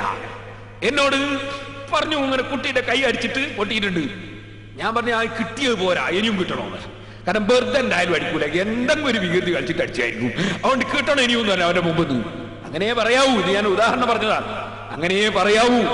നേരെ മറിച്ച് ചില ആൾക്കാരുണ്ട്, എന്റെ മോന്റെ കൈ നോക്കട്ടെ, പഠിച്ചോനെ ഇങ്ങനെ അടിച്ചു അയാള് എന്ന് ചോദിച്ചിട്ട് ഇയാൾ ബാളു എടുത്തിറങ്ങാൻ പോയാൽ ഈ കുട്ടി ഒരു കാലത്തും നന്നാവൂല. നേരെ മറിച്ച് ക്ഷമിക്കണം. അവിടെ ആ ഗുരുനാഥൻ തെറ്റ് ചെയ്തിട്ടുണ്ടെങ്കിൽ ആ ഗുരുനാഥനെ സ്വകാര്യം വിളിച്ച് ഉപദേശിക്കുകയോ നിർദ്ദേശിക്കുകയോ അതിന്റെ ഉത്തരവാദപ്പെട്ടവരുടെ ശ്രദ്ധയിൽപ്പെടുത്തി അവര് മുഖേന നടപടി സ്വീകരിക്കുകയല്ലാതെ ഒരിക്കലും കുട്ടിയുടെ മുന്നിൽ വെച്ച് ഒരു ഗുരുനാഥനെയും കുറ്റം പറയരുത്. ഇമാം ഗസാലി റഹിമഹുല്ലാഹ് പഠിപ്പിക്കുന്നു, നന്നായി ഖുർആൻ പഠിപ്പിക്കണം, വഹദീസുൽ അഖ്ബാരി, അല്ലാഹുവിന്റെ റസൂലിന്റെ ഹദീസുകൾ പഠിപ്പിക്കണം, വഹികായാത്തുൽ അബ്റാരി, നല്ല മഹാന്മാരെ ചരിത്രം പറഞ്ഞു കൊടുക്കണം, മഹാന്മാരെ ചരിത്രം കുട്ടികൾക്ക് പറഞ്ഞു കൊടുക്കണം, വഅഹ്വാലഹും, മഹാന്മാരുടെ സ്വഭാവ സ്ഥിതിവിശേഷങ്ങൾ പറഞ്ഞു കൊടുക്കണം. സുബ്ഹാനല്ലാഹ്, ഉമ്മയുടെ പൊരുത്തം കിട്ടാൻ വേണ്ടി ഉമ്മക്ക് പാല് കൊണ്ടുവന്ന് വെച്ച് നേരം വെളുക്കുന്നത് വരെ ഉമ്മ ഉറങ്ങിക്കിടക്കുമ്പോ നേരം വെളുക്കുന്നവരെ ഉമ്മനെയും കാത്ത് പാലും കയ്യിൽ പിടിച്ച് സുബഹിയായി പോയ മഹാന്മാരില്ലേ? ഓ സഹോദരന്മാരെ, മഹാന്മാരെ ചരിത്രം കുട്ടികൾക്ക് പറഞ്ഞു കൊടുക്കണം. അതുപോലെ എന്നിട്ട് ബഹുമാനപ്പെട്ടവർ പറയാണ്, സജ്ജനങ്ങളോടുള്ള സ്നേഹം, ഔലിയാക്കളോടുള്ള സ്നേഹം, ആലിമീങ്ങളോടുള്ള സ്നേഹം കുട്ടികളെ മനസ്സിൽ കുട്ടിക്കാലത്ത് തന്നെ വളർന്നു വരണം. നമ്മൾ തന്നെ കുട്ടികളെ മുമ്പ് ആലിമീങ്ങളെ കുറ്റം പറയാൻ തുടങ്ങിയാലോ കുട്ടിക്ക് ഇൽമിനോടൊരു ബഹുമാനം ഉണ്ടാവില്ല, ആലിമീങ്ങളോട് ബഹുമാനം ഉണ്ടാവില്ല, അപ്പൊ പിന്നെ പള്ളിയോട് ബഹുമാനം ഉണ്ടാവില്ല, അപ്പൊ പിന്നെ ദീനിനോട് ബഹുമാനം ഉണ്ടാവില്ല, അള്ളാന്റെ റസൂലിനോട് വരെ ബഹുമാനം ഇല്ലാതെയായി പോവും. ആലിമീങ്ങളെ കുറ്റം മക്കളെ മുന്നെന്ന് പറഞ്ഞാൽ ഒരിക്കലും ആലിമീങ്ങളെ കുറ്റം പറയരുത്, ഇൽമിന്റെ കുറ്റം പറയരുത്. ബഹുമാനപ്പെട്ടവർ പറയാണ്, നല്ല നല്ല പദ്യങ്ങൾ പഠിപ്പിക്കണം. അതുപോലെ കുടുംബത്തിന്റെ മുന്നിൽ നല്ല നിലക്ക് ജീവിക്കാൻ പഠിപ്പിക്കണം. ഓരോന്നിങ്ങനെ വിശദീകരിച്ചിട്ട് മഹാനവറുകൾ ഓരോ കാര്യങ്ങൾ ഇങ്ങനെ പറഞ്ഞിട്ട് പറയാണ്, നല്ല കാര്യം ഒരു കുട്ടി ചെയ്താൽ പ്രോത്സാഹിപ്പിക്കണം. നല്ല കാര്യം ചെയ്താൽ, യാസീൻ കാണാതെ പഠിച്ചാൽ, യാസീൻ ഒറ്റ തെറ്റുമില്ലാതെ ഓതി, നിനക്ക് ഞാൻ പ്രത്യേകം 5 പൈസ തരൂ, തന്നെ 5 പൈസ മതി, അല്ലെ 10 പൈസ, അല്ലെ 25 പൈസ.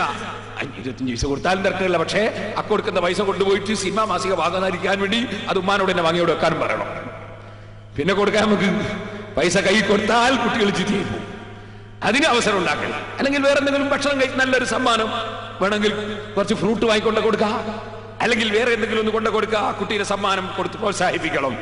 അതുപോലെ നല്ലത് ചെയ്താൽ പ്രോത്സാഹിപ്പിക്കണം, എവിടെയും പ്രോത്സാഹിപ്പിക്കണം. മോശമായതൊന്നും ചെയ്യാത്തൊരു നല്ല കുട്ടി എപ്പോഴെങ്കിലും ഒരു തെറ്റ് ചെയ്തു പോയാലോ അപ്പൊ അവരെ ആക്ഷേപിക്കരുത്. നല്ല ചെയ്യുന്ന ഒരു കുട്ടി തന്നെ സാധാരണ എപ്പോഴും കൃത്യമായിട്ട് മദ്രസയിൽ കുട്ടി എന്തോ ഒരു കാരണത്തെ ഒരു ദിവസം പഠിച്ചാൽ വരുന്നവരൊക്കെ മുമ്പിൽ ഈ കുട്ടിയെ ആക്ഷേപിക്കുന്ന സ്വഭാവം ഉണ്ടായിരുന്നു. മറിച്ച് ആ കുട്ടി ഒരു ദിവസം വന്നൊരബദ്ധ, ആ അബദ്ധത്തിന് അടച്ച് ആക്ഷേപിക്കരുത്. കാര്യമായിട്ടൊരു കാര്യം ഉമ്മമാരോട് പറയാൻ, ഒരു കുട്ടിയുടെ ഒരു തെറ്റ് ചെയ്താൽ വിളിച്ച് കാര്യം വിളിച്ച് ഉപദേശിച്ച് നന്നാക്കും. മറ്റുള്ളവരെ മുമ്പിൽ വെച്ച് കുറവാക്കരുത് കുട്ടികളെ. മറ്റുള്ളവരുടെ മുമ്പിൽ വെച്ച് കുറവാക്കിയാൽ ചെറിയ മനസ്സാണ്, മനസ്സിൽ വേദനിക്കും, വിഷമിക്കും. അതിന്റെ ദൂഷ്യഫലം നമ്മൾ പിന്നെ അനുഭവിക്കേണ്ടി വരും. മറ്റുള്ളവരെ മുന്നിൽ വെച്ച് കുട്ടികളെ കുറവാക്കരുത്. അതോടുകൂടെ തന്നെ കുട്ടികളെ വേണ്ടാത്ത കാര്യങ്ങൾ പ്രോത്സാഹിപ്പിക്കുന്ന വിധത്തിൽ സംസാരിക്കണം. ചില ഉമ്മാരുണ്ട്, ഇവൻ ഭയങ്കര കുരുത്തക്കാട് അവസ്ഥ. അപ്പൊ ഈ കുട്ടിക്ക് തോന്നും നല്ലോണം ഇനിയും കളിക്കണോന്ന്. കാരണം വലിയ ഉഷാറായിട്ട് പറയുന്നുണ്ടല്ലോ, വികൃതി ഉണ്ടെങ്കിൽ ഇങ്ങനെ പറഞ്ഞു നടക്കണ്ട, അത് പ്രോത്സാഹിപ്പിക്കലായി. അതുകൊണ്ട് അത് പറയണ്ട. ഒന്നുകൂടി പറയട്ടെ, ചിലരുണ്ട് മകനൊരു ചെറിയ തെറ്റ് ചെയ്തു, അത് ചില ഭർത്താക്കന്മാർക്കുണ്ട സൂക്കേട്, അല്ലാത്തവർക്കുണ്ട സൂക്കേട്. ഒരു തെറ്റ് ചെയ്താൽ ഒരു പ്രാവശ്യം പറഞ്ഞ് അത് ഗൗരവം കാണിച്ച് അങ്ങ് നിർത്തിക്കളയാം. പിന്നെ അതിങ്ങനെ പറഞ്ഞോണ്ടിരിക്കരുത്. ചില സ്ത്രീകളുണ്ട്, ഒരു തെറ്റൊരു കുട്ടി ചെയ്താല് പിന്നെ അതിങ്ങനെ നേരം വെളുത്തി പിന്നെ ഒരു 2 ആഴ്ച കേൾക്കും, പിന്നെ അത് തന്നെ പാടലായി. അത് ചില പുരുഷന്മാർക്കുണ്ടാ സ്വഭാവം. ഒരു കാര്യം വന്നാൽ ഒരു പ്രാവശ്യം പറഞ്ഞങ്ങ് നിർത്തിക്കളയുള്ളൂ. പിന്നെ അതിങ്ങനെ പറഞ്ഞാലോ പിന്നെ അവനിന്റെ ബാക്കിന് ഒരു വില ഉണ്ടാവില്ല. അതിങ്ങനെ എത്ര ദിവസമായി കേൾക്കുന്ന, എപ്പോഴും ഇങ്ങനെ പറയൂ, കഴിഞ്ഞതിന്റെ വില കഴിഞ്ഞു. അങ്ങനെ പറയരുത്. ഒറ്റ പ്രാവശ്യം, ഒരു പ്രാവശ്യം അതിന്റെ ഗൗരവത്തോടുകൂടെ പറഞ്ഞ് അത് നിർത്തിക്കളയാം, പിന്നെ പറയാൻ പോയാ. അപ്പൊ പിന്നെ 2ാമതൊരു പ്രാവശ്യം വരും അവന് തന്നെ അത് ഓർമ്മ ഉണ്ടാവും. നേരെ മറിച്ച് നമ്മൾ അതിങ്ങനെ കുറേ പറഞ്ഞാലോ അതിന്റെ എല്ലാ വിലയും നശിച്ചു പോകും. ഇങ്ങനെ പറഞ്ഞുകൊണ്ട് ബഹുമാനപ്പെട്ട ഇമാം ഗസാലി റഹിമഹുല്ലാഹ് പറഞ്ഞ കാര്യങ്ങൾ ഞാൻ ഇന്നലെ നിങ്ങൾക്ക് സൂചിപ്പിച്ചില്ലേ. ആക്ഷേപിച്ചുകൊണ്ട് ഒരാളെയും ആക്ഷേപിച്ച് സംസാരിക്കാൻ കുട്ടികളെ വിടരുത്. നീ എന്തിനാടാ അത് നോക്കുന്നു? നീ ചെറിയ കുട്ടിയല്ലേ, നീ എന്തിനാ ഇത്ര വലിയ ആൾക്കാരുടെ വിഷയത്തിൽ ഇടപെടുന്നു എന്ന് ചോദിച്ചാൽ അപ്പൊ തന്നെ നിരുത്സാഹപ്പെടുത്തി കളയണം. അതുപോലെ തന്നെ ഉമ്മമാര് ശ്രദ്ധിക്കണം, സ്വന്തം ബാപ്പയെ കുറിച്ച് നല്ല മതിപ്പുണ്ടാക്കണം മക്കൾക്ക്. ബാപ്പാന്റെ കുറ്റം മക്കളെ മുന്നെന്ന് പറയരുത്. ചില സ്ത്രീകള് മക്കളെല്ലാം ഇരുത്തിയിട്ടാ പറയാ, എന്റെ ഉപ്പ അങ്ങനെ തന്നെയല്ലേ, എന്റെ ഉപ്പാന്റെ കളി അങ്ങനെ തന്നെയല്ലേ. ഇങ്ങനെ പറഞ്ഞാൽ ഈ ബാപ്പനെ കുറിച്ച് ഈ ചെറിയ മക്കളെ മനസ്സിലുള്ള മതിപ്പ് മുഴുവൻ നഷ്ടപ്പെട്ടു പോകും. ആ മക്കളെ വളർത്താനും നന്നാക്കാനും ബാപ്പക്ക് കഴിയില്ല. ബാപ്പനെ സംബന്ധിച്ച് എപ്പോഴും ഉമ്മ നല്ല മതിപ്പുണ്ടാക്കുന്നതേ പറയാവൂ. ഇതുപോലെ ഉമ്മാനെ സംബന്ധിച്ച് ബാപ്പയും മതിപ്പുണ്ടാക്കുന്നതേ പറയാവൂ. ബാപ്പ ഉമ്മാനെ സംബന്ധിച്ച് വളരെ മോശമായ നിലക്ക് മക്കളെ മുന്നിൽ സംസാരിച്ചാൽ ഉമ്മക്ക് ഒരു വിലയും പിന്നെ മക്കൾ കൽപ്പിക്കൂല. അപ്പൊ ഉമ്മാക്ക് ഈ മക്കളെ വളർത്തിയെടുക്കാൻ സാധ്യമല്ല. അതുകൊണ്ട് തന്നെ നിന്റെ ഉമ്മയല്ലേ അത്, നിന്നെ പ്രസവിച്ചതാ ഉമ്മയല്ലേ, നിന്നെ പോറ്റിയതാ ഉമ്മയല്ലേ, നിന്നെ ഇതുവരെയും എല്ലാം ചെയ്ത ഉമ്മയല്ലേ. ആ ഉമ്മ പറയും പോലെ നിനക്ക് കേട്ടുവിടടാ, ആ ഉമ്മ പറഞ്ഞാൽ നിനക്ക് അനുസരിച്ചു വിടടാ. ഈ നിലക്ക് ഉമ്മ അഥവാ പറഞ്ഞു മോശമാണെങ്കിൽ ഉമ്മാനോട് സുകാര്യം പറയണം, നീ പറഞ്ഞു മോശമായിപ്പ് കേട്ടോ, ഇനി വല്ല അങ്ങനെ പറയണ്ട. ഈ കുട്ടിന്റെ മുന്നിൽ ഉമ്മാനെ ശാസിക്കരുത്. മറിച്ച് ഈ ഉമ്മയോടുള്ള മതിപ്പ് നിലനിർത്താൻ വേണ്ടി സാധിക്കണം. ഇതുപോലെ ബാപ്പയെ സംബന്ധിച്ച് വലിയ മതിപ്പുണ്ടാക്കണം. കുട്ടികളെ കുട്ടിക്കാലത്തെ സുബഹിന്റെ സമയത്ത് തന്നെ വിളിച്ചു ഉണർത്തണം. കുട്ടിക്കാലത്ത് വിളിച്ചു ഉണർത്തിയെങ്കിൽ മാത്രമേ കുട്ടികൾ സുബഹി നിസ്കാരം ഖളാക്കാതെ പഠിക്കുകയുള്ളൂ. ഞാൻ നിങ്ങളോട് പറയട്ടെ, സുന്നത്ത് നിസ്കാരങ്ങളും സുന്നത്തായ അമലുകളും കുട്ടികളെ പരിചയപ്പെടുത്തണം. രാവിലെ തന്നെ ഖുർആൻ ഓതാൻ വേണ്ടി കുട്ടികൾക്ക് പ്രചോദനം നൽകണം. അല്ലാഹുവിന്റെ കലാം കൊണ്ട് തുടങ്ങട്ടെ അവന്റെ ജീവിതത്തിന്റെ തുടക്കം. രാവിലെ ഖുർആൻ ഓതിയിട്ട് തുടങ്ങട്ടെ അവന്റെ ജീവിതം. അങ്ങനെ വളരുന്ന കുട്ടിയാണ് നിനക്ക് ദുനിയാവിലും ആഖിറത്തിലും ഉപകരിക്കുന്ന കുട്ടി. ആ ബോധം എന്റെ ഉമ്മമാരെ വേണം. എന്റെ ചെറിയ മോനല്ലേ, ഞാൻ എങ്ങനെ വിളിക്കാ, ഉറങ്ങിക്കോട്ടെ എന്ന് വിചാരിക്കണ്ട. നിന്റെ മകനെ നരകത്തിലെ തീയിൽ രക്ഷപ്പെടുത്താനാണിത് പറയുന്നത്. അല്ലാഹുവിന്റെ റസൂൽ പറഞ്ഞില്ലേ, 7ാമത്തെ വയസ്സിൽ തന്നെ കുട്ടികളോട് നിസ്കരിക്കാൻ കൽപ്പിക്കണം. പിന്നെയോ അവരെ ഭീഷണിപ്പെടുത്തി, എടാ നിസ്കരിച്ചിട്ടില്ലടാ, ഗൗരവത്തോടെ ഭീഷണിപ്പെടുത്തി നിസ്കരിപ്പിക്കണം. 10 വയസ്സായാൽ അവൻ നിസ്കരിക്കുന്നില്ലെങ്കിൽ അടിച്ച് നിസ്കരിപ്പിക്കണം. ഇതുപോലെ നോമ്പെടുത്ത് ശീലിപ്പിക്കണം. ശീലിപ്പിച്ചില്ലെങ്കിലോ അവൻ നല്ല യുവാവാകുന്ന സമയത്ത് പ്രായം ചെന്ന നിന്നെ കൊണ്ട് അവൻ പത്തിരി ചുടിച്ച്, നീ നോമ്പായിക്കും നിന്റെ മകന് നീ പത്തിരി ചുട്ടു കൊടുക്കേണ്ടി വരും. നീ അപ്പം കൈകടിക്കും. അപ്പം കൈകടിച്ചിട്ട് കാര്യമില്ല. കുട്ടിക്കാലത്ത് തന്നെ കുട്ടികളെ നോമ്പെടുത്ത് ശീലിപ്പിക്കണം. മക്കളോടുള്ള സ്നേഹമെന്ന് പറയുന്നത് കുറെ ഭൗതികമായ കാര്യങ്ങൾ ചെയ്യലല്ല. ശരിയായ സ്നേഹമുണ്ടെങ്കിൽ എന്റെ മകൻ കാലകാലം നരകത്തിൽ കിടക്കരുതെന്ന ചിന്ത വേണം. ഉമ്മമാരെ, എന്റെ മകൾ കാലകാലം നരകത്തിൽ കിടക്കരുതെന്ന ചിന്ത വേണം. എന്റെ മകളിപ്പോ ഫാഷനിലങ്ങ് ഇറങ്ങി പോകണമെന്നല്ല ചിന്തിക്കേണ്ടത്. എന്റെ മകൻ തൽക്കാലം നല്ല പരിഷ്കാരിയാകണമെന്നല്ല ചിന്തിക്കേണ്ടത്. എന്റെ മകൻ കാലകാലം ഇന്നുള്ള തീയുണ്ടല്ലോ നമ്മളെ കയ്യിലെത്തി, അതിന്റെ 70 ഇരട്ടി ചൂടുള്ള തീയാണ് ജഹന്നമിന്റെ തീ. ആ തീയിൽ എന്റെ മക്കൾ കാലകാലം കിടക്കരുതെന്ന ബോധം നമ്മുടെ മനസ്സിലുണ്ടാകണം. കുട്ടികൾ പഠിക്കുന്ന പുസ്തകങ്ങളും സ്ലേറ്റും പെൻസിലും ഒക്കെ നല്ല നിലക്ക് ശ്രദ്ധിച്ചുകൊണ്ട് അവരെ പരിചയിപ്പിക്കണം. അതിലൊന്ന് നഷ്ടപ്പെടുത്തിയാൽ എന്തുകൊണ്ട് നഷ്ടപ്പെടുത്തി എന്ന് ചോദ്യം ചെയ്യണം. അതേ, ഒരു നയാകാശ് പോലും അനാവശ്യം ചെലവഴിക്കാൻ അനുവദിക്കരുത്. അനാവശ്യമായി ചെലവഴിക്കുന്നവർ അവരെ മുന്നിൽ വെച്ച് നമ്മൾ ആക്ഷേപിച്ച് സംസാരിക്കണം. ഇങ്ങനെ തുടങ്ങിയിട്ട് ബഹുമാനപ്പെട്ടവർ നീട്ടി പറഞ്ഞുകൊണ്ട് പറയാണ്, ദുന്യാവിനെ പ്രേമിക്കുന്നവനാക്കി വളർത്തരുത്.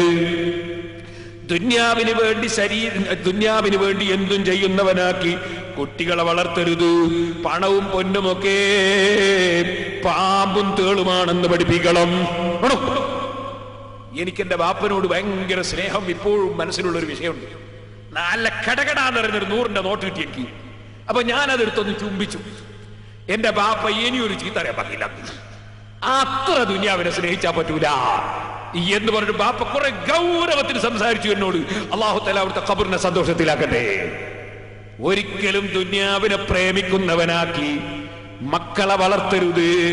ദുനിയാവ് താഴ്ന്ന സാധനമാണെന്ന ചിന്ത മക്കളെ മനസ്സിൽ വളർത്തണം. മുന്തിയ ജീവിതം ആഖിറമാണെന്ന ചിന്ത വളർത്തണം. ചുരുക്കി പറയട്ടെ, ഇമാം ഗസാലി 1-2 കാര്യങ്ങൾ കൂടി ഞാൻ സൂചിപ്പിക്കുന്നു.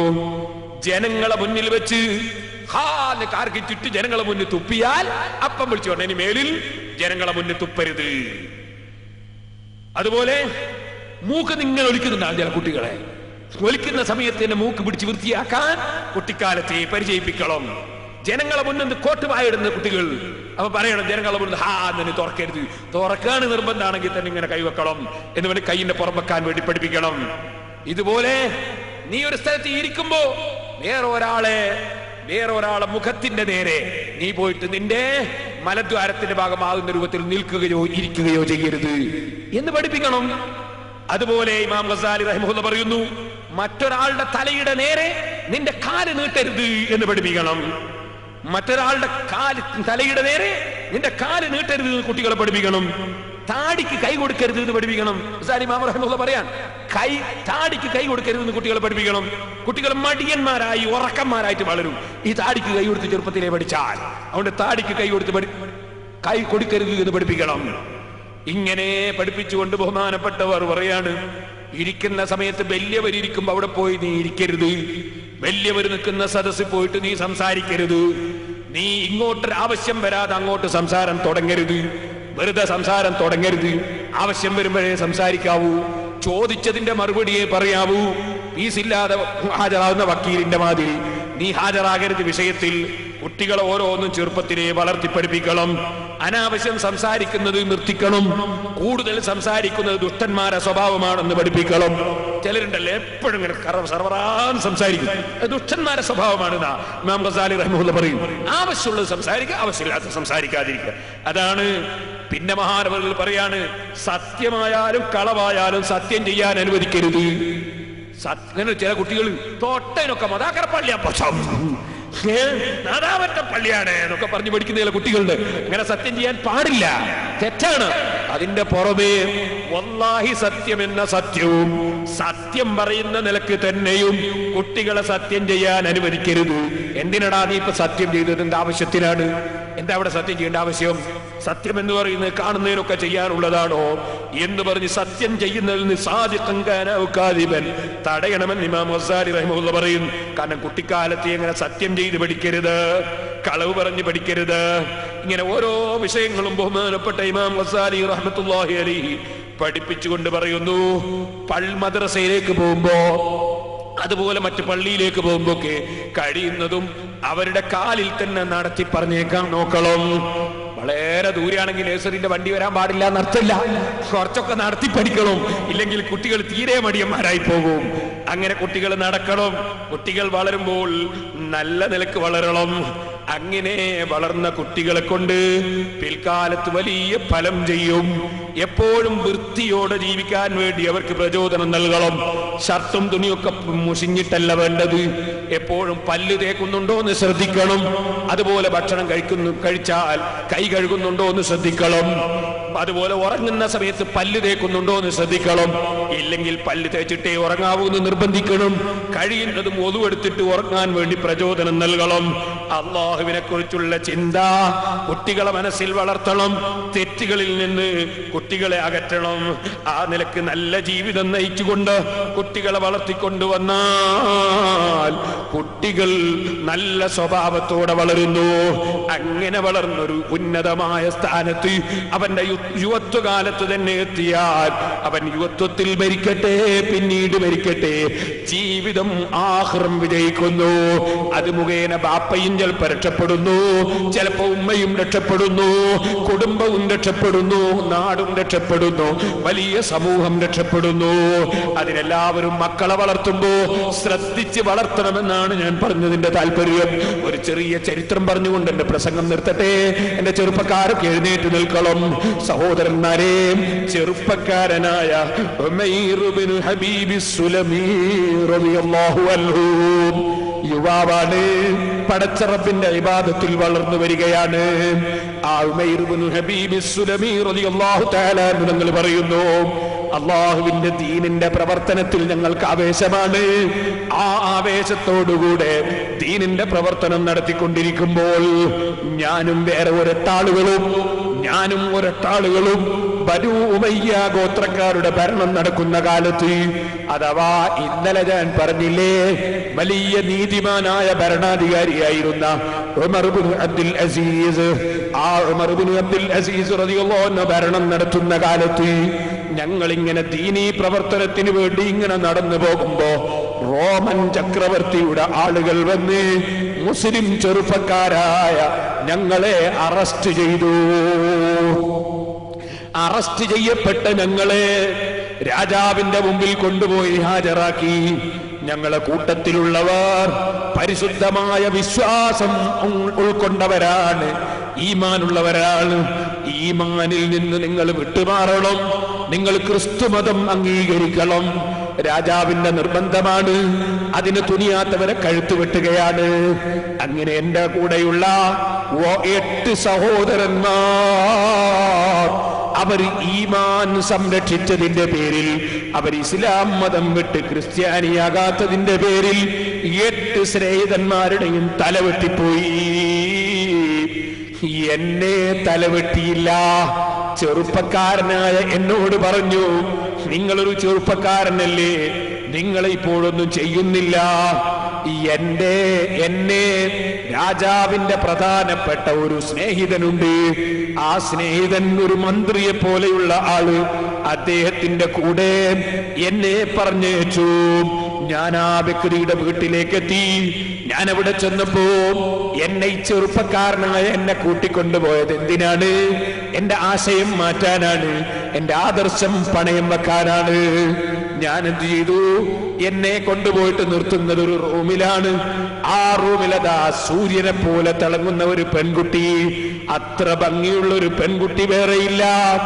ആ പെൺകുട്ടിയെ കൊണ്ടുവന്ന് എന്റെ മുന്നിൽ ഹാജരാക്കിയിട്ട് പറയുന്നു, ഓ മൈറേ, നീ നിന്റെ ദീനങ്ങ് വിട്ടോ, നിന്റെ ആശയം വിട്ടാൽ ഇവള് നിനക്കുള്ളതാണ്. ഞാൻ ആ ഭാഗത്തേക്ക് തിരിഞ്ഞു നോക്കിയില്ല. ആ പെൺകുട്ടി തന്നെ എന്റെ റൂമിലേക്ക് കടന്നു. ഞാൻ എന്റെ റൂമിൽ വെച്ച് യാതൊന്നിനും തുനിഞ്ഞില്ല. ഞാൻ നിസ്കാരത്തിൽ തന്നെ മുഴുകി. രാജ്യത്തിന്റെ ഭരണാധികാരം പകുതി എന്നെ ഏൽപ്പിക്കാമെന്ന് വരെ പറഞ്ഞു. ഞാൻ അതിനില്ല. അവസാനം ചെയ്ത പണിയാണ്. ഞാനൊരു യുവാവല്ലേ, ചെറുപ്പക്കാരനല്ലേ. എന്നെ വശീകരിക്കാൻ സുന്ദരിയായ പെണ്ണിനെ കൊണ്ടുവന്ന് എന്റെ റൂമിലാക്കി. എന്നിട്ട് വാതിലും അടച്ച് അതാ വീട്ടുകാരൻ പോയി. ഞാൻ അല്ലാഹുവിനെ ഭയപ്പെടുന്നവൾ, ഞാൻ അല്ലാഹുവിന്റെ ദീൻ അംഗീകരിച്ചവൾ. ഒരു പെണ്ണിന് വേണ്ടിയോ എന്തിനു വേണ്ടിയോ എന്റെ ദീന് ഞാൻ പണയം വെക്കുകയില്ല. ഞാൻ ഉറച്ചങ്ങ് പറഞ്ഞപ്പോ സുന്ദരിയായ ആ പെണ്ണ്, ഓ ചെറുപ്പക്കാരേ,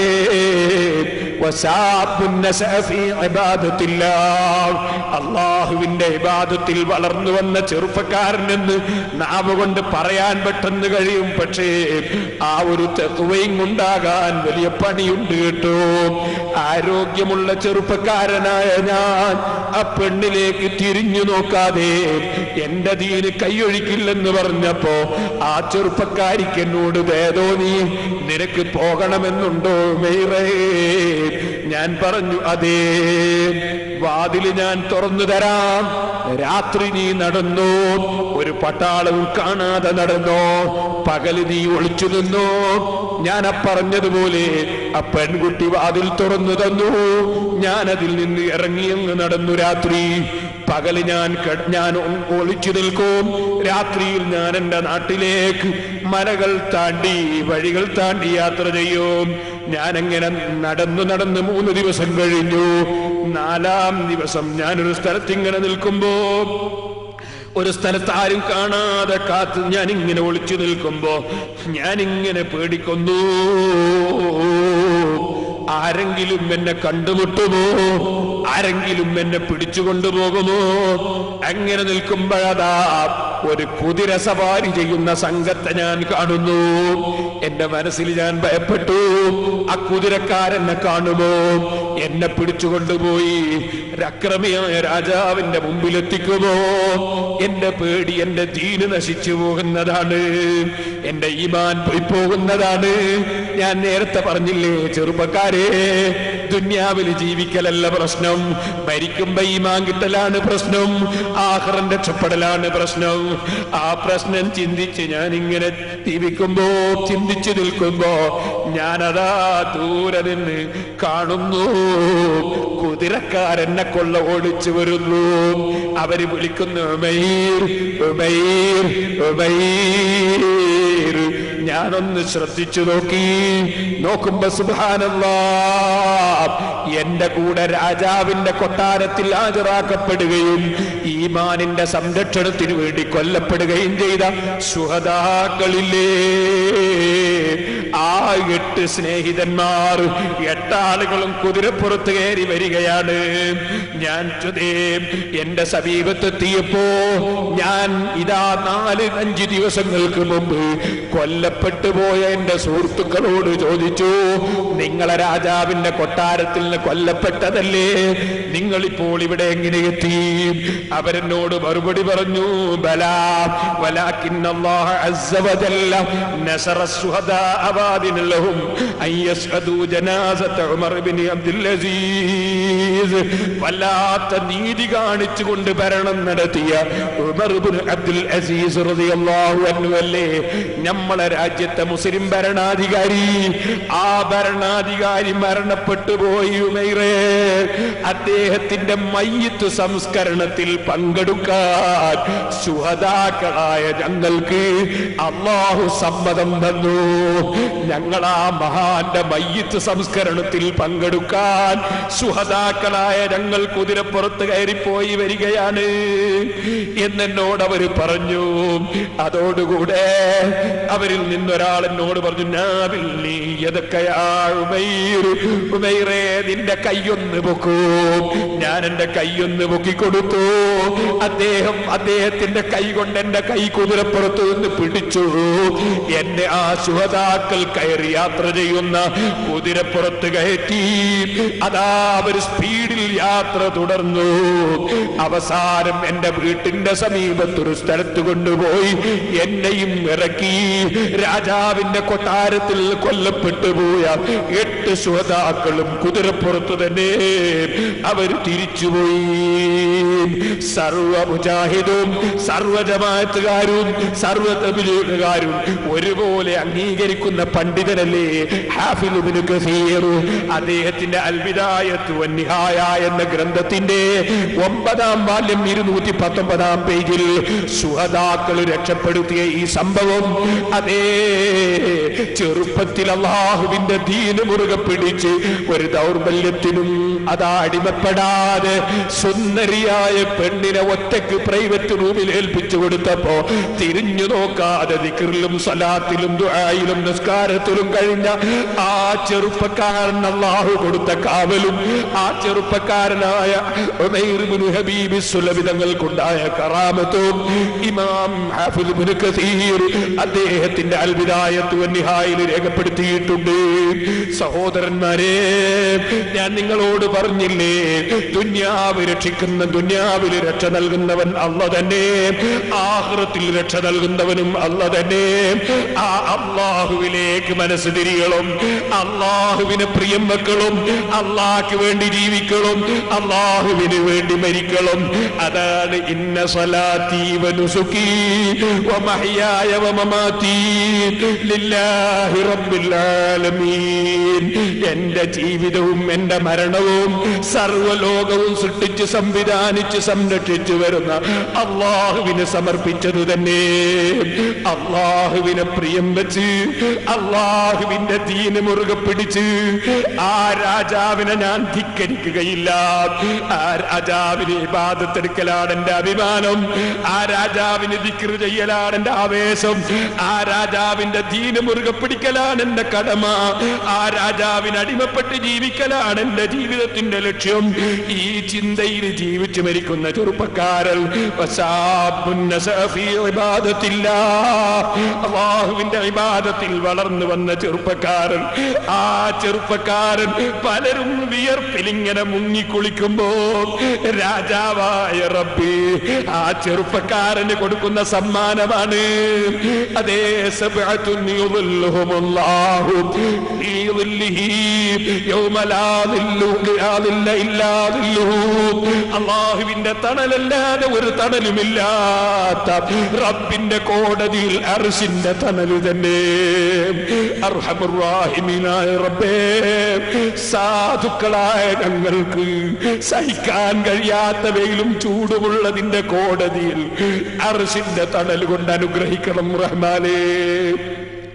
നിന്റെ സാലിഹീങ്ങളെ പ്രിയം വെച്ചവർ, നിന്റെ ഔലിയാക്കളെ വഴിയിലേക്ക് ക്ഷണിക്കുന്നവർ, നിന്റെ സജ്ജനങ്ങളുടെ കൂടെ ചേർന്നവർ, അത്തരം മഹാന്മാരെ പിൻഗാമികളായി ഞങ്ങളെയും നീ സ്വീകരിക്കണം റഹ്മാനേ.